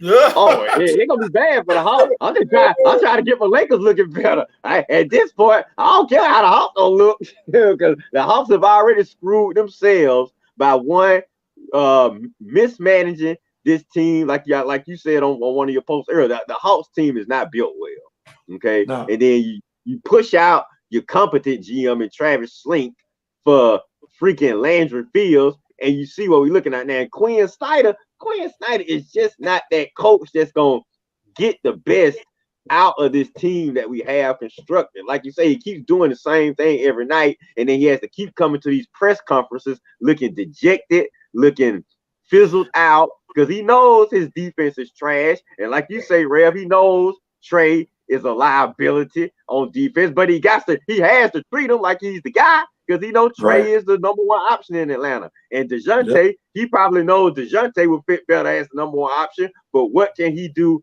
as a coach? So part of me think Quinn Snyder's hands are tied, and another part of me think he's just not the right coach for the team. But like I said, to me, it's the Hawks. The Hawks have just completely ruined whatever championship aspirations fans thought the Hawks had 2 years ago. They have completely ruined it. It's not there anymore. So they will be better off making some moves, like Rev said. Move DeJounte, move out Clint, pick one, whoever you're going to build. If you're going to build around Trey, then put some pieces on the team that complements Trey. DeJounte Murray ain't that piece. Clint Capella ain't that piece. No, not at all. All right, let's get ready to end this. I didn't think we were going to have this Hawks talk, but good Hawks talk that was. Vincent Williams said, y'all have the right to have a happy, safe New Year, and Happy New Year to everybody. We made it through 2023. To God be the glory. Winston said Falcons have the right to get a legitimate head coach, offensive coordinator, and QB coach and go get a ring. Russell Wilson, by case, you have the right to remain classy while the media remains sassy. You're a little fanboy of Russ, I see. All right. Vincent Woodruff, the VP, said, you have the right to get back in my good graces, albeit against a horrible team. Do better. You have your starters healthy, just like last week, but I digress. Bang, bang, Niners game. Jerome K said Trae Young just got married. He's tired from extracurricular activities. I think he's been doing that before. I think he was doing that before he got married. So he already, so he just got the title. The bar's doing light-skinned things, not going hard. The Hawks have mastered not building around HOF talent, Hall of Fame talent. They did it with Pistol Pete. They did it with Dominique Wilkins. Now they're doing it with Trey. I don't know if Trey is a Hall of Famer, but he definitely is a good player. But I don't know if he's Hall of Fame. Dixon now, Red, let me say, the Dixon way. Larry hosts a show on YouTube. He does all the Hawks games commentary. So take a listen to him at times. It's very entertaining and interesting. I'm definitely going to check him out. We have the worst ownership in front office in the NBA, not named the Pistons. Y'all acting like the Hawks are the Celtics or Lakers. DeJounte ain't it. We'll disagree on that. DeJounte ain't it because he's prohibited by little El DeBarge, who takes all these 50-footers. So DeJounte's a baller. Let's be clear. DeJounte Murray, and I would love to debate the Dixon way on this. How do I know he's a baller? Guess who loved that man? Greg Popovich. Is Greg Popovich one of the best minds in the NBA? Pop. He probably DeJounte, he did not want to let go of DeJounte Murray, but he knew that was in the best interest of the San Antonio Spurs long term. Come on, bro. You've been drinking the Trey juice. Trey juice. I know we love the sizzle and the excitement and the ice cold, whatever. But as long as Trae Young is the top Hawk, the Hawks will be ice cold. Top dog, number one. You can't. Trae Young ain't no Isaiah Thomas. Trae Young ain't even no Steph Curry. Let's be honest. If you're going to take 50-footers, at least make them like Steph does. Trae Young, I mean, whatever, man. God bless you. All right, I'm going to give him two more. DeJounte needs to play point guard. LeBron needs the ball to be effective. DeJounte not even a lead passer. Okay. Travis wasn't a good JM. He traded for a trade, trying to recreate the Warriors. He did do that, for sure. Travis moved up in the draft DeAndre Hunter and Cam Reddish. If those guys were good, we would be good. I think they gave up on Reddish too quickly. Reddish can play, man. He just got to be in the right situation. But he needed veterans. Oh, my God, he can play. Y'all have a blessed shit, man. I'm going to check you out on the Dixon Way on YouTube, man. And thank you for showing us some love. Red, thank you for enlightening us on the Dixon Way. And there are a lot of great shows on YouTube, especially if you're a Falcons fan, go to YouTube. They got a lot of good shows on there, give you good commentary. And I think you and Larry will have some good debates because y'all both go hard for the basketball and passionate with the basketball analysis. So, all right, man. Well, I'm gonna definitely check them out. All right, man. That concludes 307 of the Red and Rev Sports Show. Thank y'all, Revenite Nation, for tuning in. We appreciate all the comments. Y'all help make the show what it is. To my panelists, y'all done a great job. Great job in 2023.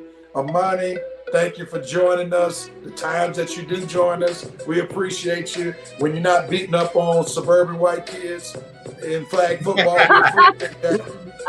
we appreciate you. Tuning they gonna put his picture up and say, keep the football teams away from that guy. For sure. All right, man, before we go, one good message that y'all want to leave with the people as we leave this last show of this year. Quick, Coach, give us a gem real quick. We gotta think about each other more. We gotta be more polite to each other coming into this new year. A lot of stuff is going on, and a lot of people are doing some things that they, that are disrespectful. On this show, we talk back and forth. We have fun. Let's keep it fun in 2024. No disrespect, no animosity, and love your family like your sports. Love your family like your sports. All right, Armani. Be kind to one another. As you know, this time of year, we have people, it seems like this time of year, people pass away more than any other time of year. So one thing I've always been told is that enjoy each other because we can't keep each other here. So, always keep your faith in God and, keep your head above water. We all love sports, support the sports team, and, spend time with your family as much as you can.